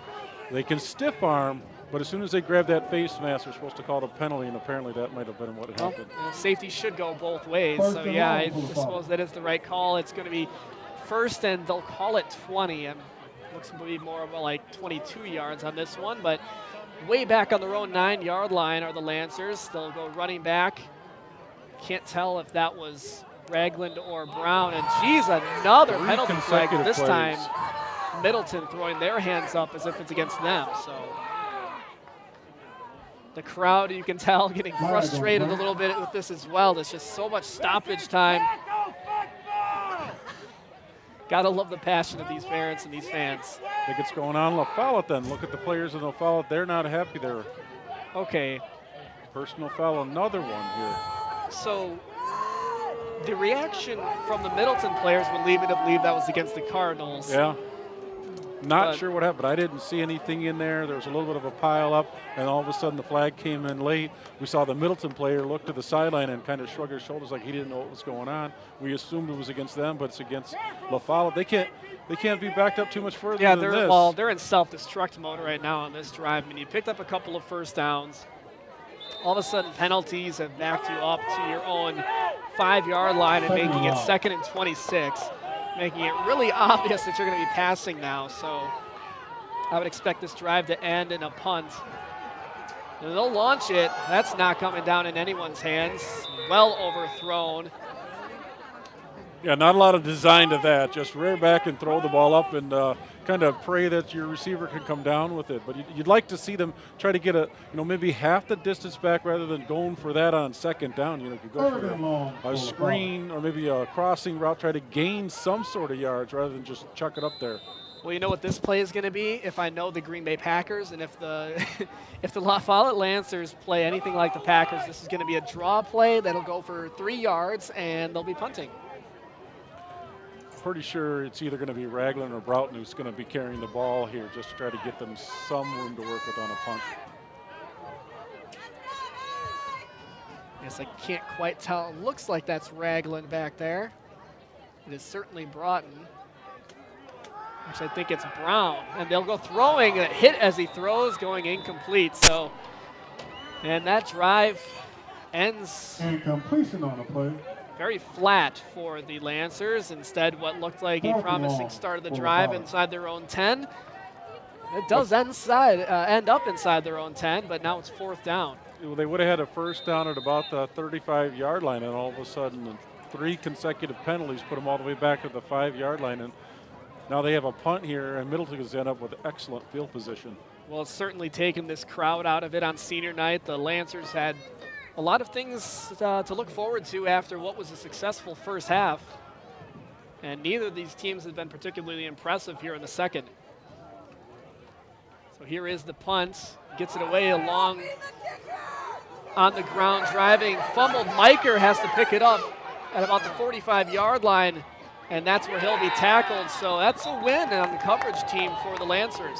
Best case scenario there. The ball kind of skips past Miker. He picks it up. The coverage team comes down and swallows it up. They get it at the 45, and it looked like they could have gotten the ball much deeper inside their own territory. Well, a nice tackle there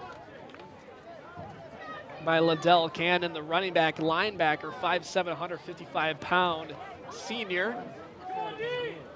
And so it is 1st and 10 from the 45-yard line of La Follette. Middleton with the ball right now and looking to extend a 14-13 lead. No scoring here in the 3rd quarter. And here they'll go with Buckner off the left side and good for a couple. Tried to squeak one through there, but the linebacker, defensive back there, number 10, came in with the camera. Again, that's Cameron Polnitz, who's been in on a couple of tackles so far in this 3rd quarter, prevented what could have been a really big gain there. Well, I expect something to break through here in this quarter. I mean, we haven't seen too many big plays. Some of the big plays that we saw were lucky passes for La Follette, so we'll see if Middleton can break one open. They go for a pass, they swing it out into the flat. And near a 1st down is receiver Sam Close, who is son of none other than Gary Close, former assistant basketball coach with the Wisconsin Badgers. Well, it's just that typical bubble. You see a lot of offensive run. The slot receiver just swings out, catches a pass. It's essentially a long handoff and tries to get some positive yardage. Got about 7 yards there. Puts him in a good, manageable 3rd and a short 2. Yeah, I thought he might have picked up a couple more yards than that, but it's 3rd and 2. 3 running backs in the backfield for the Cardinals. Obvious running play, 8 men in the box or more. And just short of the 1st down, maybe even by a whole yard. And so nice job by the Follette defense. Absolutely. They want that student body right there, that power eye, 2 fullbacks back there. They try to run an inside trap. And Cameron Polnitz comes in with the tackle again, prevents the 1st down, brings up 4th and 2, and they're going to go for it. It's a short 2, but they will go for it as you mentioned. It's 4th and 2, running formation again. QB sneak carry. All they needed to get was to the line. And it looks like they just there. got there. You're right. It will be a courtesy Ford 1st down if all indications are correct, because it does appear that way. So risky calling. You know, we talked about the quarterback sneak, and instead of 4th and inches, they'll go for it on 4th and 2. And they probably have some confidence in their defense. Here it is at about the 35-yard line. If they don't make it, it's not that big of a deal. If they do get it, they keep the ball going, keep their offense out there. Well, now with the chance still remaining here, still alive for the Cardinals to extend their lead, and now it's 1st and 10 from 35, Close in motion to the right. They'll go Buckner off to that right side, and again, not much running for Buckner tonight. Gang tackle. a gaggle of Lancers coming up there stuffing the run. So we'll see if this is their modus operandi for Middleton trying to run the ball. LaFollette's doing pretty good keeping that ground game under control. Well, at what point do you start with the jet sweep, the misdirections, some of the reverses that we've seen? Do you get tricky? I mean, at what Well, it point is a do you chess start doing match. that? Yeah, you're going to try to probe in between the tackles, but eventually you're going to want to get it to the outside and throw the ball. It's 2nd and 9. They'll hand off to Buckner on the delay. Jumping in the pile is a couple of Lancers and swallowed up for minimal yardage again. And they try to counter on that one, which is kind of a slow developing play, but kind of goes against the grain. And that LaFollette defense is just playing pretty stout up there and not getting faked out by that fake and the counter coming back the opposite way, just making a nice clean tackle. The junior Mason Saunders on the tackle, getting his Lancer crowd into it after the tackle. So 3rd and 9, so a nice job so far by the defense. And another 3rd down faced by the Lancers, or excuse me, by the Cardinals, and it's a passing down from the 34. Whistles and flags. False start going to be called against Middleton. So couple of Middleton offensive players just nudged forward a little bit, and they're going to get backed up 5.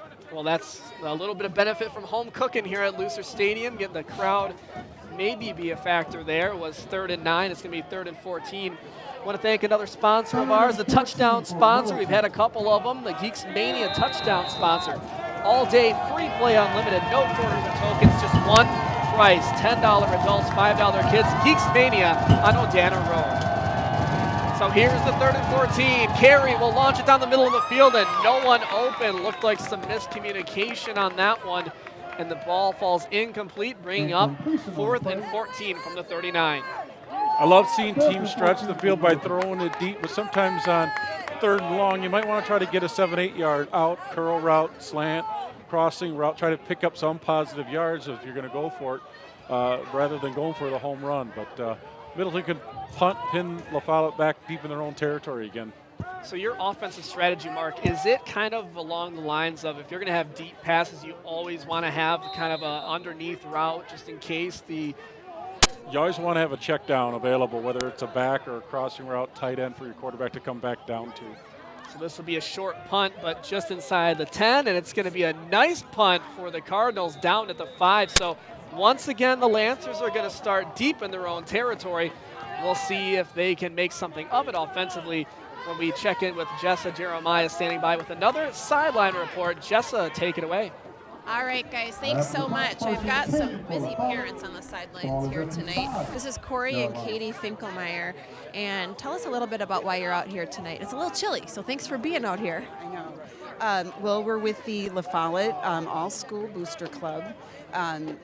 And we're actually working our concession booth tonight, which is a big source of income for the boosters. It helps fund all types of things in the school, but it is a lot of sports-related uniforms and different activities and things. So, yeah, you said that it's a little bit unique, an all-parent booster club, and really working with all sports, lots of needs here at the school. So tell us a little bit about some of the fundraising efforts. You're the president of the booster club, and you are running all the concessions, so it's a big job. Tell us about some of the efforts. Well, we have meetings every other month, and in the meantime, we're also trying to kind of function as a parent action team as well, so it's an outlet for parents to come and talk to us about any concerns they may have. Even every other month when we do have a meeting, we also have a request night, and then teachers, coaches, administration can come to us with needs. We just funded some computers actually the other night. Congrats, and I spoke with the gentleman who was running the 50-50 raffle here this evening. So it's excellent that so many parents are out here stepping up, supporting not only their students, their athletes, but also the entire group of student athletes that are in need of uniforms and all kinds of things as the seasons go on. I know you want to do more to kind of build community and continue to build on some of the events. Let's talk about that. We absolutely have a great community here at La Follette High School. I just think that so many parents, so many of the students, I mean, they're just outstanding people. And I think that, you know, we are really trying to build something here, and I think we're making great strides. Well, thanks for all you do. We appreciate it, not only what you're doing, but just taking a minute from it to talk to us. So thanks for being here tonight. Again, this is Corey and Katie Finkelmeyer, president of the Booster Club and also leader of the concessions team. Thanks so much. Thanks to Dale's Heating and Air for taking us on a sideline report. We're going to get you back to football. All right, thank you, Jessa. Very important, the booster clubs and what they do. And if you were watching and listening to the crowd did not like what looked like a first down. The officials were deciding whether the La Follette first down would count or not, and after maybe hearing the crowd, they decided, okay, we'll give you the first down. So it is now 2nd and 10 for the Lancers. Minute 8 left to go in this third quarter. Down by 1. They'll run it with Ragland up the middle. Nothing doing on 2nd down. Well, they started this drive at the 5-yard line after the Middleton punt. They were able to get 5 yards on first down, 6 on second to get the first. And then what we saw, that rollout pass that the linebacker dropped into his zone, almost made an interception there for Middleton, and the ball fell incomplete. And now they came back to the run with Ragland with a 1-yard loss. And we got 3rd and 11 here. We'll see what the Lancer offense goes with. With all these runs La Follette's doing, and then they had the penalties to back them up, that's a win for Middleton because right now they have the lead. I mean, not that the clock is necessarily their friend, but every second La Follette is basically stagnant is a win for you. So you just stay fresh, and we'll see, yes, on the 3rd and 11, pass goes incomplete off to the far sideline, intended for Nix. And so 4th and 11, and this is punting territory, so La Follette really not able to establish anything here in the second half, nothing consistent anyway. Middleton seemingly, not that they're really elevating themselves that much further. I think the energy level has dropped considerably from the first half, but Middleton's seemingly put themselves in control a little bit here. Yeah, that 1-point lead, that missed extra point by La Follette is looming large here as this third quarter is about to come to an end. So 2 return men for Middleton. Here's the punt, nearly blocked. And Close will turn around after the return. He'll get past midfield to the 45 to about the 41-yard line is where this drive will begin with 3 seconds remaining in quarter number 3 for the Cardinals. Their offense has been out there for a little while. You've been seeing our game clock here all evening, the William Thomas custom jewelry game clock on your screen. William Thomas, your inspiration, your custom jeweler, custom handmade jewelry for discriminating tastes. University Avenue. Got a penalty. Face mask. Another one. Wow. La Follette killing themselves in this third quarter. Flag on the play. So I haven't been keeping track of the co-bus and buses penalty flags, Mark, but gosh, if you're collecting yellow hankies, La Follette's doing a good job. They had 3 in a row on that one drive, and now this one for 15. So just in this quarter, they're over 50 yards on penalties. So the ball, they're going to place it at the about 40-yard line where it was supposed to be, and they're going to mark off the yardage here 25. to the 25-yard line, at least for these next 3 seconds before we flip fields for the fourth quarter here in the Big 8 Bowl. Thank you, everybody, for watching. Eric Rogers alongside Mark Martinez, former Badger. And here we go in shotgun for Carey. He'll send Buckner in motion. He'll run it himself. The first down run off to the left side, inside the 15. He fumbles, but out of bounds. And that will nearly move the sticks. We'll take it to the fourth quarter to find out. It's 14-13 Cardinals here in the Big 8 Bowl. We'll have more after this.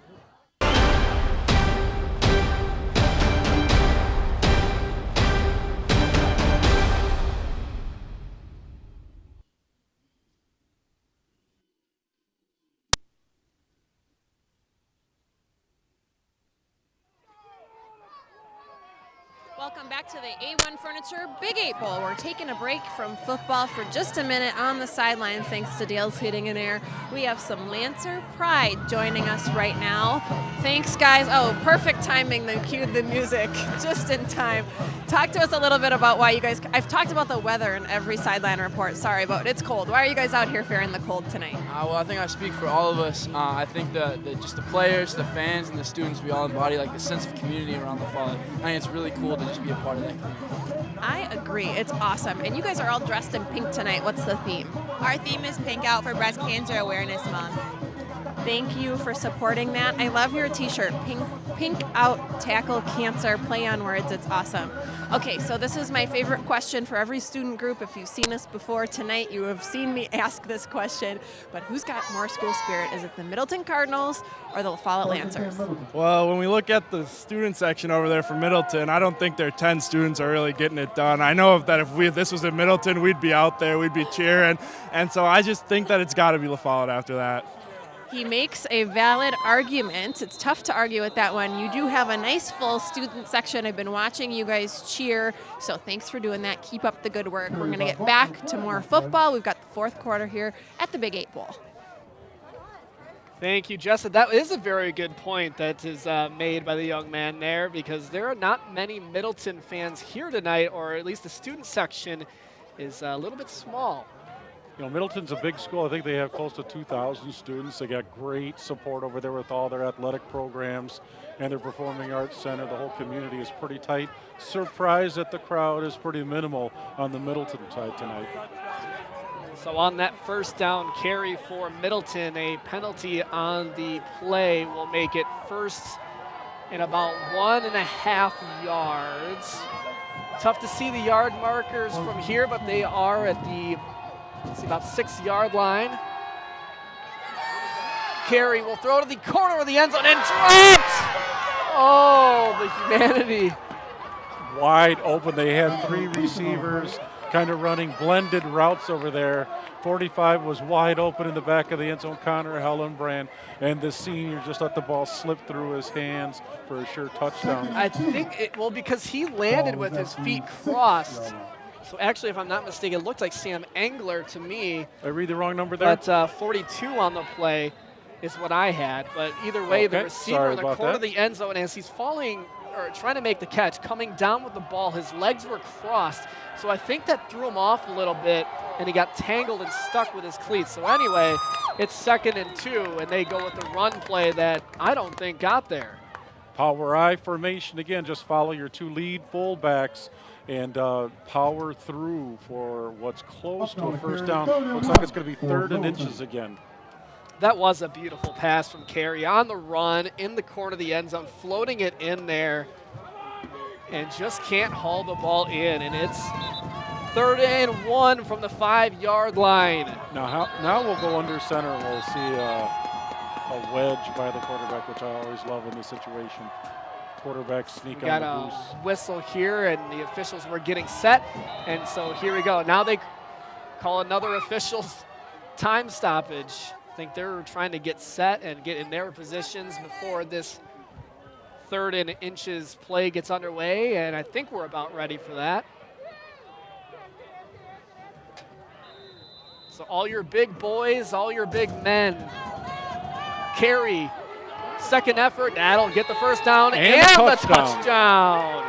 The Cardinals will extend their lead in the 4th quarter of the Big 8 Bowl. All you're trying to do there is just get an initial push to get that first couple of inches for the first down. But if you keep getting the push and driving your legs like Carey did there, you get a little extra, and in that case, you get a touchdown.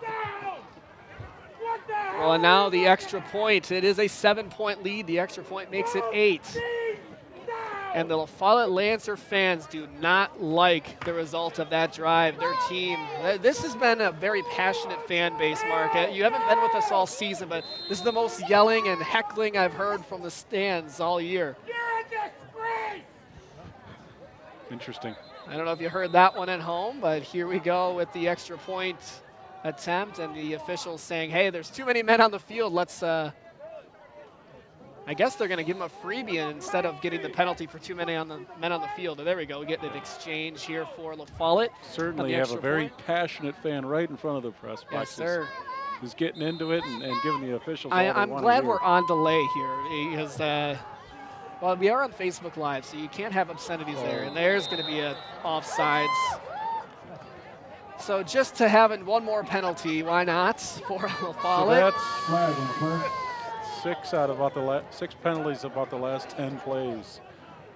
That's I'm enough. Pretty sure the officials get paid per game and not per flag. I don't know if but if Cole they are getting Bussin paid per flag, they're getting their money's worth tonight. Absolutely, yes. Their arms are warmed up. And here's the extra points. Is good to make it an 8-point lead. 21-13 Cardinals. 11 minutes to play in this ball game. La Follette, we'll see what they can do. They kick off next here on 57 Sports.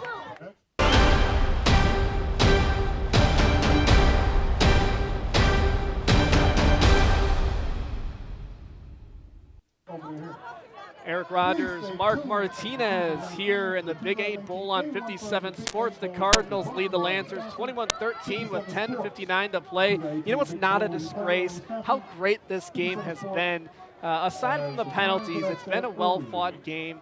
Nothing really super flashy, but both teams pretty evenly matched coming in.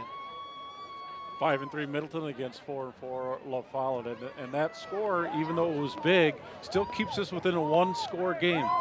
Touchdown, 2-point conversion ties this thing up here, so La Follette can't be looking down. They got to get after it here.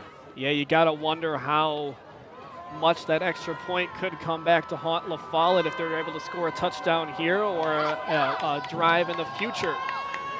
Here is the kickoff, taking it about the 10-yard line.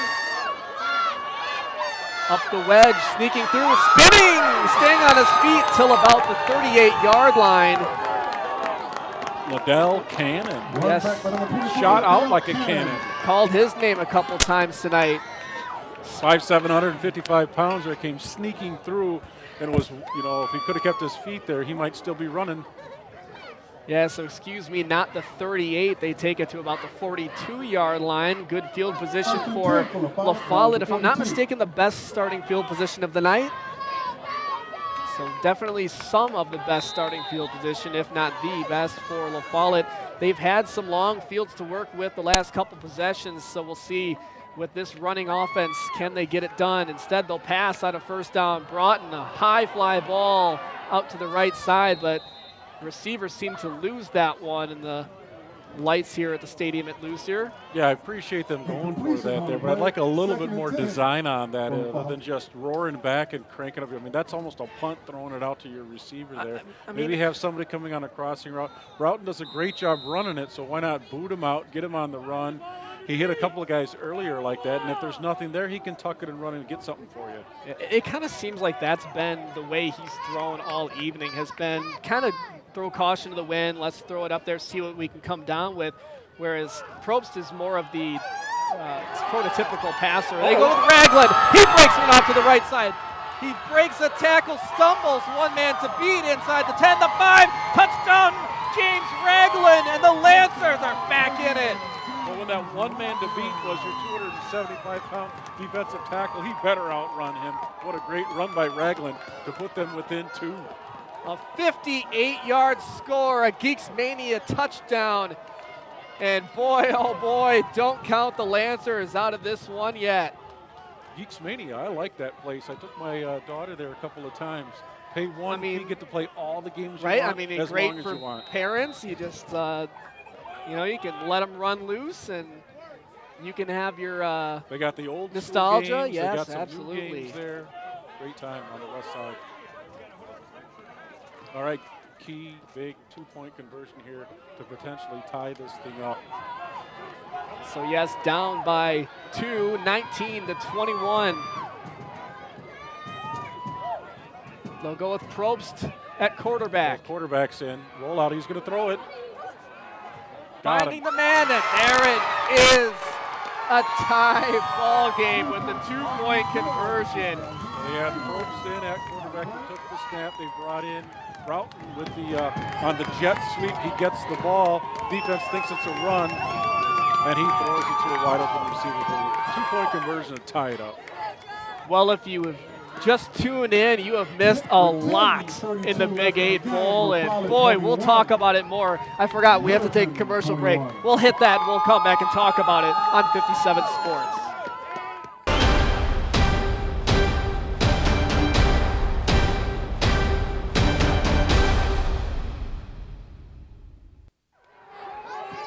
A 58-yard touchdown by Kavion James Ragland, plus a 2-point conversion. Mark, we're tied up. We got a ball game at 10:32 to play. I think you would expect it with two teams that have close records, have battled all night.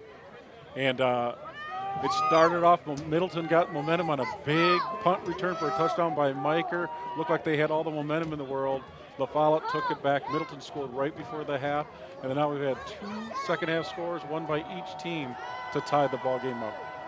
Well, if this was a playoff game, you would have said, yeah, that makes sense. This is week 9, by the way. This game is not going to send anyone home necessarily tonight, but for La Follette, they are dependent on some other factors currently if they want to make the postseason, but a win tonight guarantees them the playoff spot. Middleton has already clinched the playoff spot. Right now, they're trying to prove that they're better than some of the losses they've had. Those 3 losses have been close games, except for the Sun Prairie loss, but a lot of them have been against top echelon teams, and right now they're struggling with a 4-4 La Follette team, but it's tied at 21. Here we go, Middleton from their own 44. They'll pitch it out to Buckner to the left side.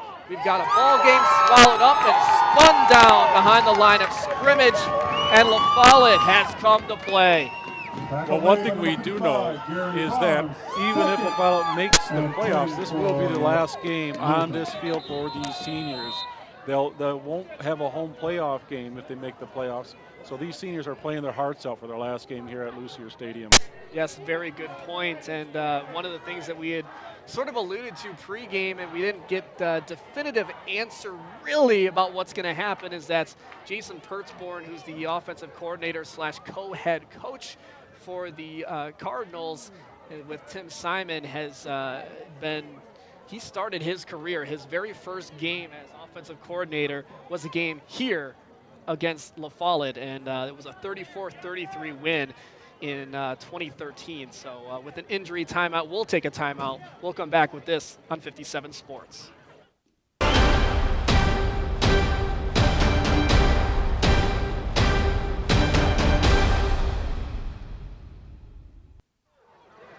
It looked like it was Ray Broughton, the quarterback and defensive back, that was down for La Follette. He's able to get off the field under his own power, which is good for the Lancers. Right now it's 2nd and 10 for the Cardinals from their own 44-yard line. The game tied at 21, Mark. 3 wide receivers to the right, 1 to the wide left. Little handoff. Buckner. He'll break a tackle. He'll break the first down. Got a block.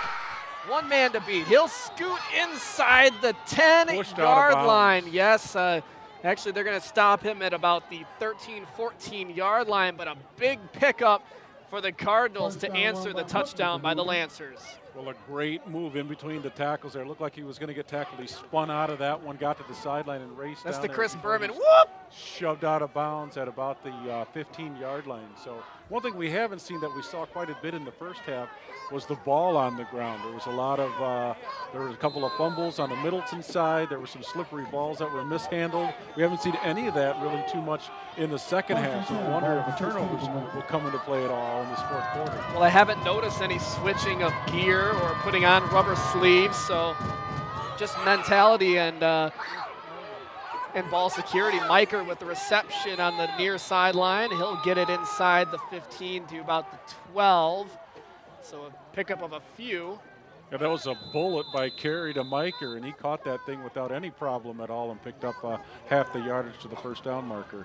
Yeah, he had no other defenders around him, so I think that was a little bit of Bryce Carey saying, oh man, I got open, I got to get the ball to him quick, and they laser it out to him. To a nice catch, as you mentioned, and gain of 5, you take those all day.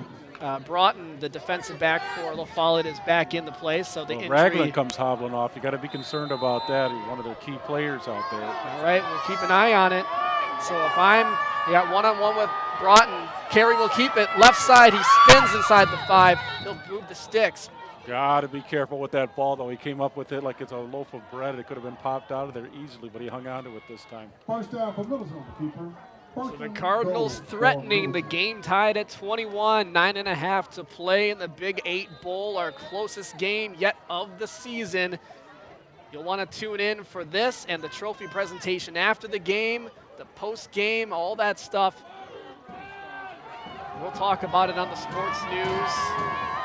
Bring you all these highlights. So 3 running backs. They'll pitch it out and dropped in the backfield is, I think that was Buckner, but he did pick it up, if I'm not mistaken. I think it's 23, Kewan Buford. So they throw in another different running back that time. Just a toss play out of the backfield, but again, maybe the ball's a little slippery because it's cold down there.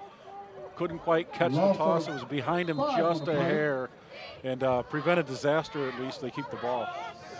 So it was first and goal from the 5. Now it's second and goal from the 10. And loss of 5 on the play. The clock is ticking. And the crowd for La Follette trying to get their defense riled up. Trips left. They'll go running up the middle and diving into the end zone as Buckner and the Cardinals retake the lead. A Geeks Mania touchdown. So they go trips to the short side of the field, which forces at least 3 defenders to that side, and they just run it right up the middle. They get big on big blocking up there, get a good push, and Buckner's able to dive into the end zone for the go-ahead score. Back and forth we go. Cardinals in the lead right now, pending this extra point. It's 27-21. And boy, yeah, nobody has left this ballpark tonight. Friday night, week 9. The extra point is up and good. It's 28-21 Cardinals. We'll come back with the final 8-19 of this ball game, the Big 8 Bowl on 57 Sports.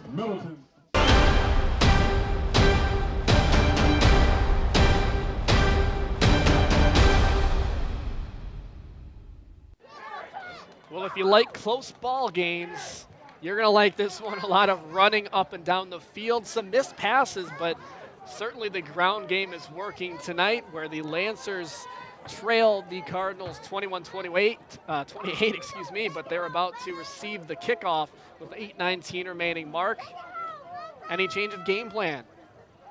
I think not. I think Middleton has been running the ball effectively like we expected them to, and we've seen balance on the La Follette Lancers side, both running and throwing the ball. It'll be interesting. Don't want to count our chickens before they hatch, but should La Follette score, will they go for the 2-point conversion or try to kick it to tie it up?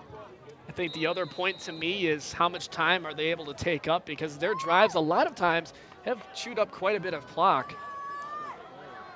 Say La Follette has certainly won the time of possession battle. So taken inside the 10 at about the 9, James Ragland. So the injury doesn't keep him out of it. He's going to cross the 40 to about the 40. Yeah, no, excuse me, that is about the 40 right there. The 45-yard line. Nice return. Gets good positive momentum for their offense here, starting out in great field position for the Lancers with 8:10 to go in this ball game. So plenty of time for either of these two teams to win it. As we've mentioned multiple times, La Follette 4-4, they will likely make the playoffs. They're eligible, but a win will secure a playoff spot for them. So they'll have to get past Middleton right now in order to do that. Down by 7 with 8:10 to play. A big running offense out of the shotgun. High pass is caught. Broughton throws it out to, I believe that's Nix, and he does catch that ball for about 6 or 7. Well, the Middleton DBs all night have been given a lot of cushion to Nix. They know he's a breakaway threat. He's a really good receiver out there, so he just runs a quick 5-yard hook. The DB's about 10 yards back. Easy pitch and catch to get 6-7 yards. Well, yeah, you take that all day. The ball has been placed. They actually call that 6 yards, so it is 2nd and 4, but certainly manageable. Ball on the 49-yard line of the Cardinals now. As here the La Follette Lancers, the home team, hoping to come away happy. The crowd has stuck around and been certainly very passionate. They hand off there, get inside. I don't know if the ball came yards. loose. No one's signaling yet. Nope. Usually the teams will. 2nd down. Okay. 3rd down. Looked like the ball carrier was fighting for extra yards, and then the ball might have squirted Couldn't tell out if of that there, was who the ball carrier was on that one, if it was Brown or if it was James Ragland. I think it was 34, Jalen Brown. So not much on that play, about 2 yards on the carry, 3rd and 2, 7:24 and counting in the Big 8 Bowl, down by 7. They'll go again to Brown. No, Broughton will keep it. He'll run, juke a man, and step out of bounds after moving the sticks. Another Lancer 1st down. He's an athlete back there, isn't he? Got to the corner, just made a juke on a guy and got the 1st down. Exciting player he is. He doesn't look like an exceptionally fast runner, but shifty enough, strong enough to shake off tackles. Gives you a little bit of misdirection, so you're not sure which way he's going, and some of those skills, you just can't teach that. The natural athlete is Ray Broughton, and he remains in the ball game. And they'll hand it off to Jaden Brown. He'll get about 5 before meeting a wall of white jerseys. We got something working there with that inside. It's not even a lead play because there's nobody really leading him. They're just going big on big blocking. Your linemen just block the guy in front of you, open up a little bit of a crease, let your backs pick their way for some yards. You know, we've seen teams in this state have success without being, very sexy plays. None of these big plays, nothing really tricky. It's just design plays. You get the block, you handle your assignment, and you move the sticks. And another carry for Brown up the middle. It looks like he's close to a 1st down before being shoved backwards by a host of Cardinals. Well, on those basic plays that you're describing, Eric, those linebackers have to be honest there and watch in case the quarterback pulls it out and takes it on the run there. And that's why they can't just run right at the running back that might have the ball, because he might not. To that point, Mark, I think some of the success that La Follette has seen is because they know if you're going to have Probst in there, that the threat of the run isn't as big, so they've been okay with having a less accurate passer, whereas that does afford them that ability. As you mentioned, the linebacker has to keep an account for the quarterback. So it is 3rd and 1 for the Lancers. Quarterback will keep it himself, and there's another 1st down.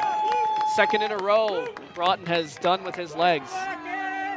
And that's a formation where they kind of have an H-back who's a de facto fullback there, and Broughton just runs right behind him and the tailback to get that yardage, kind of a short down formation for them. 1st and 10 from the 30 of Middleton, 5.5 and counting in this ball game. 7-point game. The Lancers, we don't have to state the obvious, but we'll continue to do so and remind you exactly what's on the line, and that's playoff berth. They might get it anyway as they send Ragland off to the right in motion. Quarterback will keep it himself. They have been really methodical on this drive. So far, no huge gains, but 5-6 yards at a time. That time, they motion Ragland out of the backfield. A couple of linebackers go with him, and they run opposite to the short side of the field. And again, Broughton picks up 5-6 yards. Mark, you know what I'm going to do right now? I'm going to knock on wood because we haven't seen any penalty flags here in a little while, and I like to see clean play. I think both teams, love that because it got out of their system. Right, they got out of the system. It's not slowing the pace of the game now. Both the teams can get in a rhythm. So now with 2nd and 5, we'll see from the 25. So yet another run. They go with James Ragland up the middle. So they're okay right now, Mark. It seems, with some of these short runs, they're not busting anything big, but you start wearing down the defenders. They have to take a little bit of a pounding. They have to expend energy bringing you down. So at some point, maybe that breaks loose, but you also are getting enough yards per carry that it's worth it. Right, and here we got, 3rd and 2, 3rd and 3, and this is certainly 4-down territory. So they could get a couple yards here and then get another couple yards here. But I'm wondering if they're about to bust something to the outside. They've been in between the tackles here almost predominantly on this drive. Maybe they go outside on one of these upcoming plays. Okay, they send James Ragland in motion, fake the sweep. Watch out behind you, and then they give it off to the receiver crossing the field. Was that Nix? I think actually it was number 8. Jaheim Ingram, and that was an incredible throw by Broughton. He's not only rolling to his right, he's going backwards, and he puts enough on that ball to hit a receiver pretty much in stride for the first down. Ingram, just his 4th reception on the year. He has 2 touchdowns to his name so far this season, so none bigger than that first down right there because it keeps the drive alive. 1st and 10 from the 16-yard line, 4:10 to play, and still threatening are the Lancers. When he threw that ball, I thought he was just throwing it away because it looked like he was going to get sacked, but all of a sudden here comes a receiver, hit him right in stride. And they'll give it off to James Ragland, I believe, and he'll get a handful of yards there. But again, just continue to pound the middle. Drive. This is really impressive by this Follette offense. Ragland comes up hobbling just a little bit, but again, on first down, they're continuously getting 5-6 yards and putting them in great field position for a 2nd and 5, 2nd and 4. And that was Jalen Brown on the carry, excuse me. But either way, it is, yes, 2nd and 4. The clock continues to tick. But this is actually a good thing for Follette because if you do come away with points, well, maybe it's not such a good thing because either way, you're leaving an opportunity for Middleton to have the ball last, and I think that's what it's going to come down to, Mark. Up the middle, and the quarterback will keep it. Broughton. And that 2-point conversion will loom huge as well. Do they go for the 1 point, or do they go for the lead and the 2-point conversion if they have a second 2-point conversion up their sleeve that they really like? Well, the officials discussing whether that's a first down or not, and it appears they will give it to them. So it's 1st and goal from the 6-yard line. The Lancers, come on, the crowd is starting to get into it now. They've been watching somewhat of a boring, but as you mentioned, methodical drive. And doesn't matter, they don't ask how, they ask how many. Moving. That's not boring in any coach's book. So here it is, 2 running backs in the backfield, either side of Broughton, James Ragland and Brown. 2 receivers wide. They give it to James Ragland, no. Quarterback keeps it, Broughton will take it about halfway there to the 3-yard line. I'd say there were 3 running backs in the backfield. Yeah, okay, that's a fair point. He's a running back who can throw occasionally. But they keep the clock moving. They got a couple of yards there. Again, very impressive drive by the Lancers. No penalties. Big number 34 goes to the sidelines for this 2nd and 3rd down play, 2nd and 3. 2:15 and change. James Ragland takes it inside. Does he cross the goal line? He does. Touchdown. His 3rd touchdown of the game. And pending the extra point, will be tied once again. Tell you what, for a 5'9", 180-pound kid, he's got some power with some quickness there. He displayed both on that, making one guy miss and then just lowering his shoulders and pushing into the end zone. And it looks like we're going for 2 to take the lead. Well, I guess chances are. I don't know, what does that tell you? You don't trust your kicker or you don't trust your defense to hold Middleton? Well, if you got a good 2-point conversion play that you like, that one that we saw to tie it up earlier was a great play. Maybe they got another one in their pocket that they really like. Broughton remains in at quarterback. James Ragland, the deep back. Better hurry up because they're going to get a delay game penalty here. They're trying to get the hard count, and they'll take a timeout. So maybe they were just trying to draw Middleton offside. So they'll take a timeout. We'll take a timeout with them, a Bank of Sun Prairie timeout. You're watching the Big 8 Bowl on 57 Sports.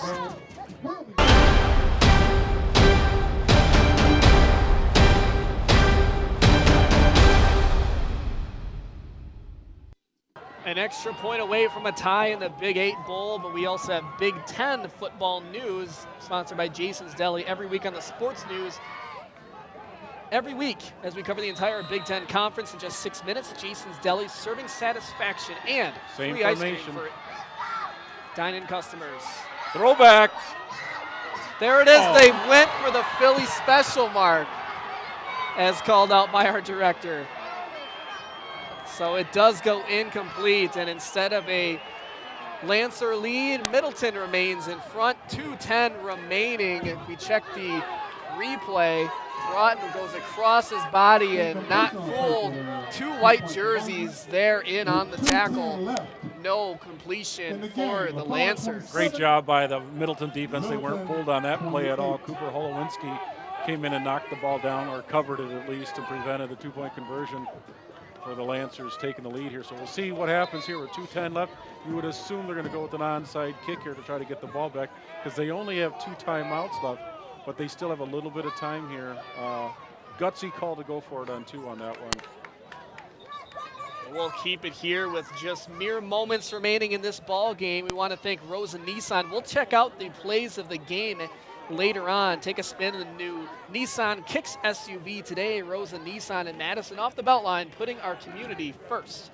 Also, Red Zone Madison, high school athletics sponsor. Watch every game at the Red Zone Madison. Live music, Packers, Badgers, Bucks, Brewers, and the best pub grub in town. Some of our sponsors, we want to thank them.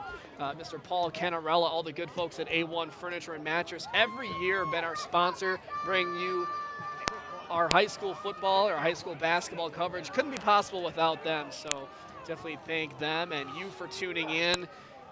This has been a great one here, Mark, but it remains a 1-point game.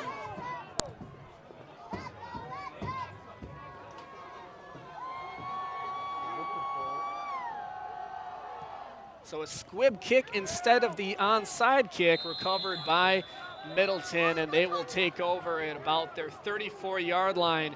And we will take a break. We'll see the conclusion of this ball game here on 57 Sports. Stick around.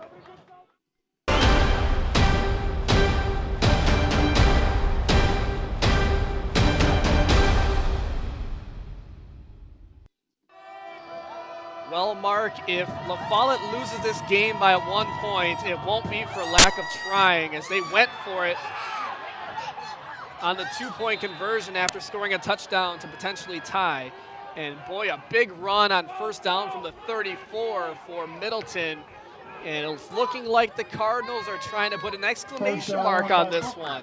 That might seal it there. I think La Follette still has 2 timeouts left.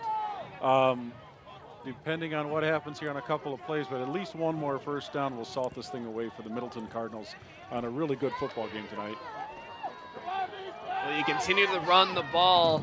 Boy, a gutsy effort by both of these teams, and especially I would say for La Follette for being so gutsy as to make that 2-point conversion call. It didn't work out for them, as Buckner will work his way for about 8 or 9 on 1st and 10. Continue the clock running, so no timeout taken. Yeah, really unfortunate that this game comes down to kind of a knuckle kick on an extra point that hit the left upright and fell on the outside of the goalpost to not score that 1 point that looms so crucial right now in this contest. So I'm trying to think of what questions do you ask a coach after this one, because you could almost ask the same questions for both coaches.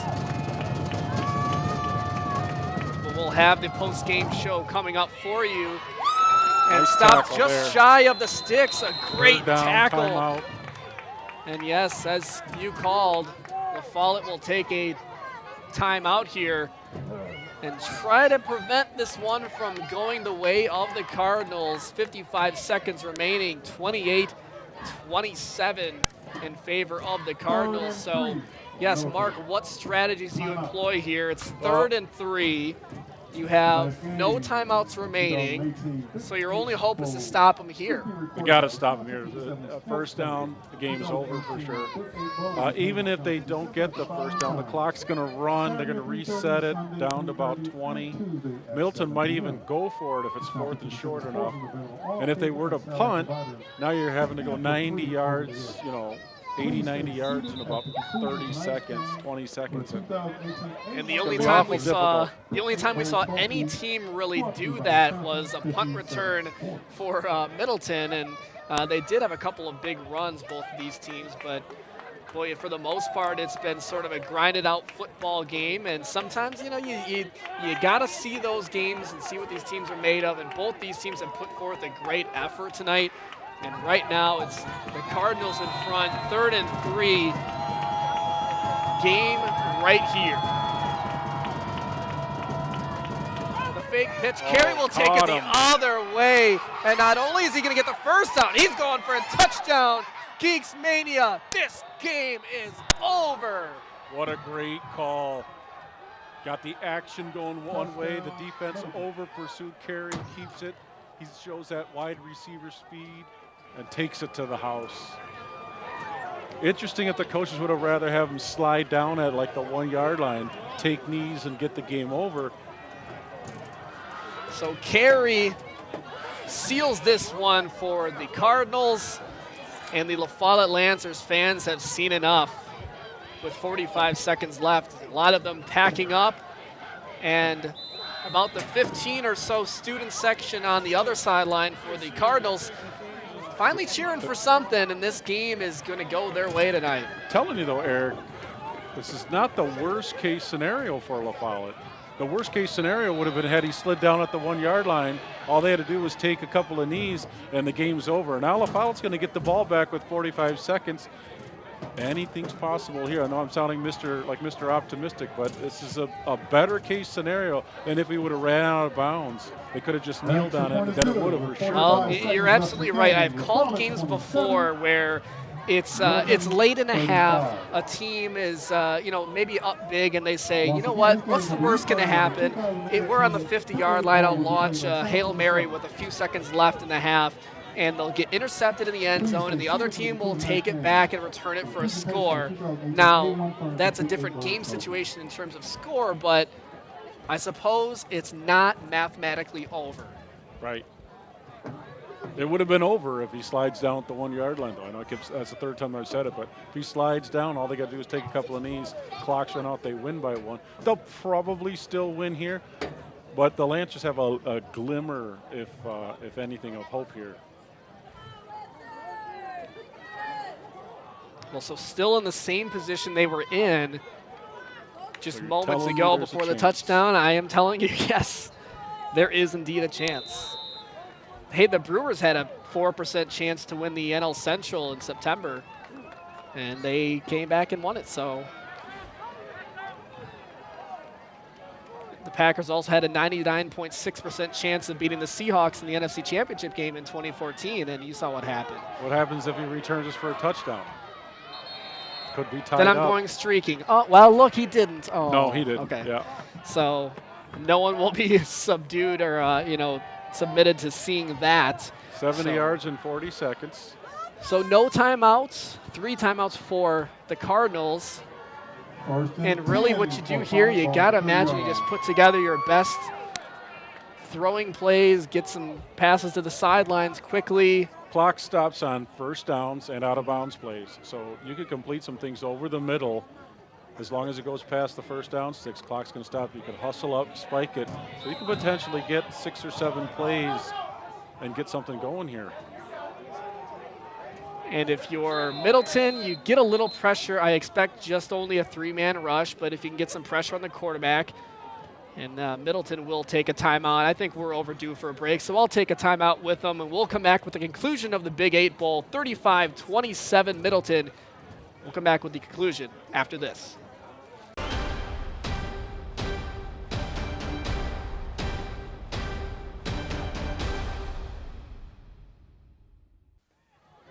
Mark Martinez filling in for Rich Reynolds. I'm Eric Rogers here on 57 Sports for the Big 8 Bowl. It's 35-27, the Cardinals leading the Lancers, but the Lancers with the ball on their own 30-yard line, as you mentioned. Mark, 70 yards, 40 seconds.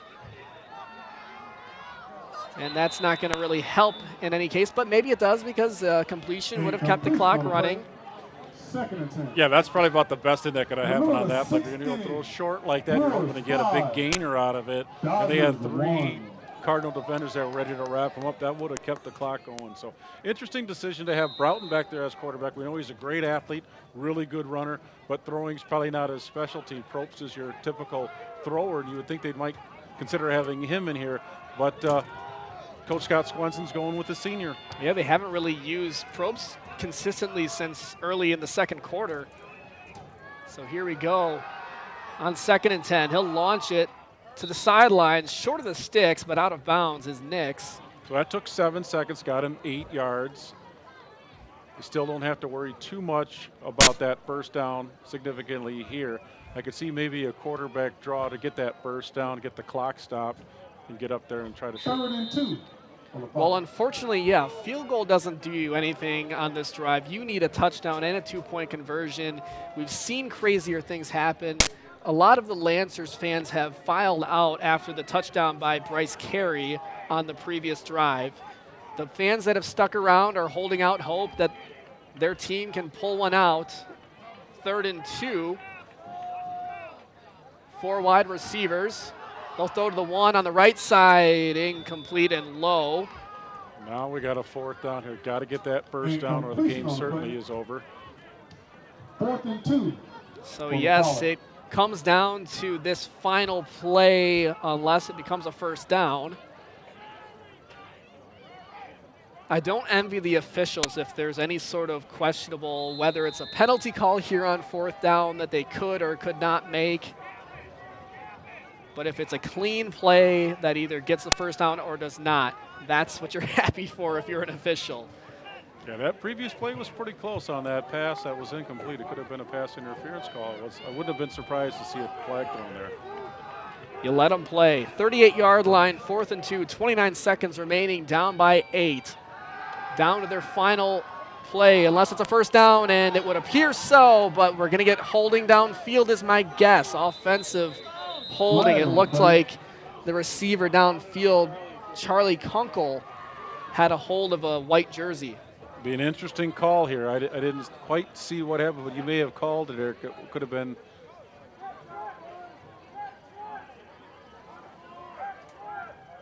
Doesn't look like they're coming back at all.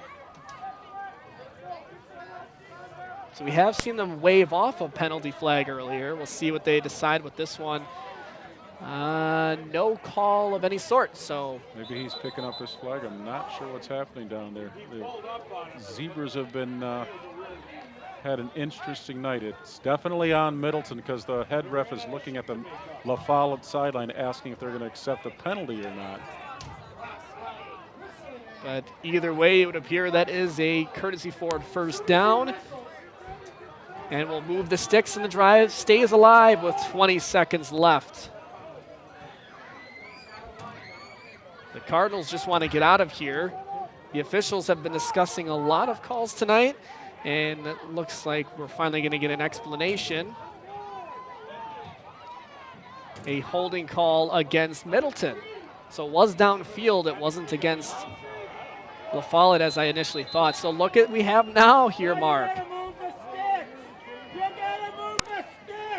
And the fans still very attentive. Vociferous fan telling the refs how to do their job. See well, that occasionally. The crew still has not, to the man's point, have not moved the sticks to the new line of scrimmage, which is at the 41-yard line. And it's also not 4th and 2. It's interesting that they marked that penalty off after already accepting the play. So I'm slightly confused. We're just making things up as we go along, Mark. Anyway, great opportunity for La Follette. We're down at the 41 with 20 seconds. So in 10 seconds, they've gone 30 yards. The clock is ticking now. After the first down, Broughton, good blocking, but time is running out. The fans calling for a hold. He'll launch towards the end zone. He's not going to get there. The ball's going to fall incomplete with 6 seconds left. Interesting, Broughton had 20, 30 yards he could have ran. And granted, it would have chewed up some clock for sure, so who knows what would have happened there. But he doesn't look like he has the arm to get it to the end zone anyway. Well, not running parallel to the goal line there for sure. So maybe they put Probst in to have him chuck it up and see if he can get it to the end zone, because this certainly would be the last play barring a penalty. Well, so here we go. They are going to keep Broughton in there. But did you see when they batted that pass down, there was a La Follette guy that was maybe a couple yards away. If he would have caught that batted pass, who knows what could have happened. And then pending the 2-point conversion, we could have had Bedlam. Could have been headed for overtime. So an 8-point game in the Big 8 Bowl. 6 seconds remaining. Last stand.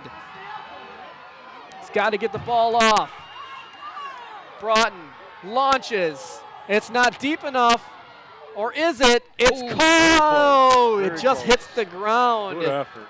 So that is how that one ends. Hands on hips. Disappointed for the Lancers, but the Cardinals escape with a 35-27 victory. And we will have the trophy presentation. We'll talk about it next on 57 Sports. Congratulations to both teams and the Follette High School, which is all contestants and fans. Good luck in the future competition. Please dispose of any garbage, exit in an orderly fashion, and please travel safely. Close game right up to the end, a great game all the way to the end. This trophy finally has its destination. We get to give the Big 8 Bowl trophy away. After the break, the Middleton Cardinals will be here to accept. Stick around for the A1 Furniture and Mattress post-game award ceremony.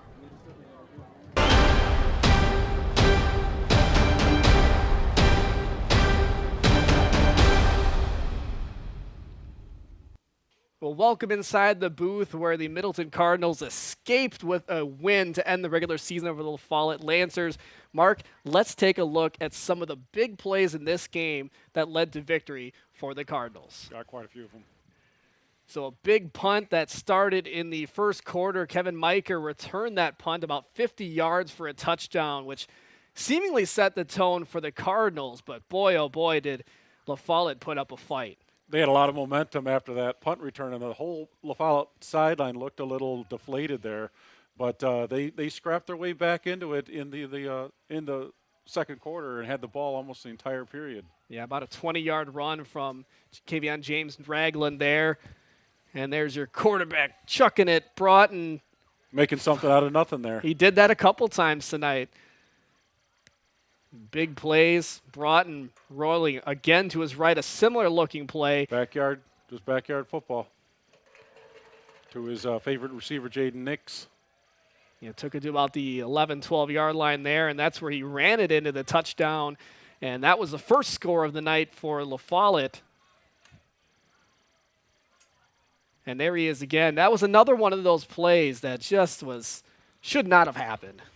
Again, backyard football. Broughton's just an athlete back there running around, making something happen, throwing the ball up. Well, there's a big run by Middleton that turned into a fumble, so some opportunities missed. That was on the same kick return right after that touchdown. And then this time Probst with the touchdown pass, or excuse me, the big pass inside the 15-yard line and set up a score. And there's Kavion James Ragland finishing the drive off. High stepping in the end zone in fashion. La Follette had all the momentum in the second quarter there until this screenplay unleashed Bruckner here, and he was able to get it down to about the 15-yard line to set up the Middleton score right before half. Yeah, so big running plays, some screen passes, and there he is finishing it off, which I inadvertently called that one on the 2-point conversion, so that was my bad. But that was a touchdown, and then they did finish that off, the 2-point conversion. And boy, a lot of Middleton. And here's a big play that gave a lot of life to La Follette. Kavion James Ragland shoving off defenders, out-racing the competition, and finding the end zone. That's what they went with, a gutsy 2-point conversion that tied things up because of the missed extra point in the first half. We see it here. Brought into the corner of the end zone.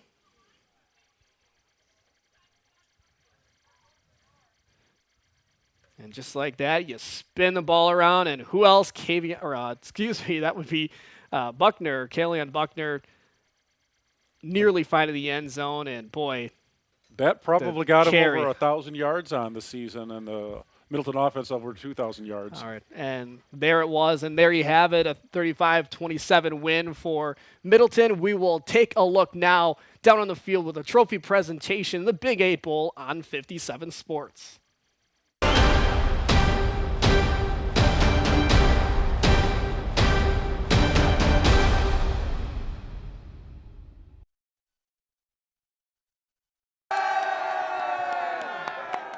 A rowdy crowd.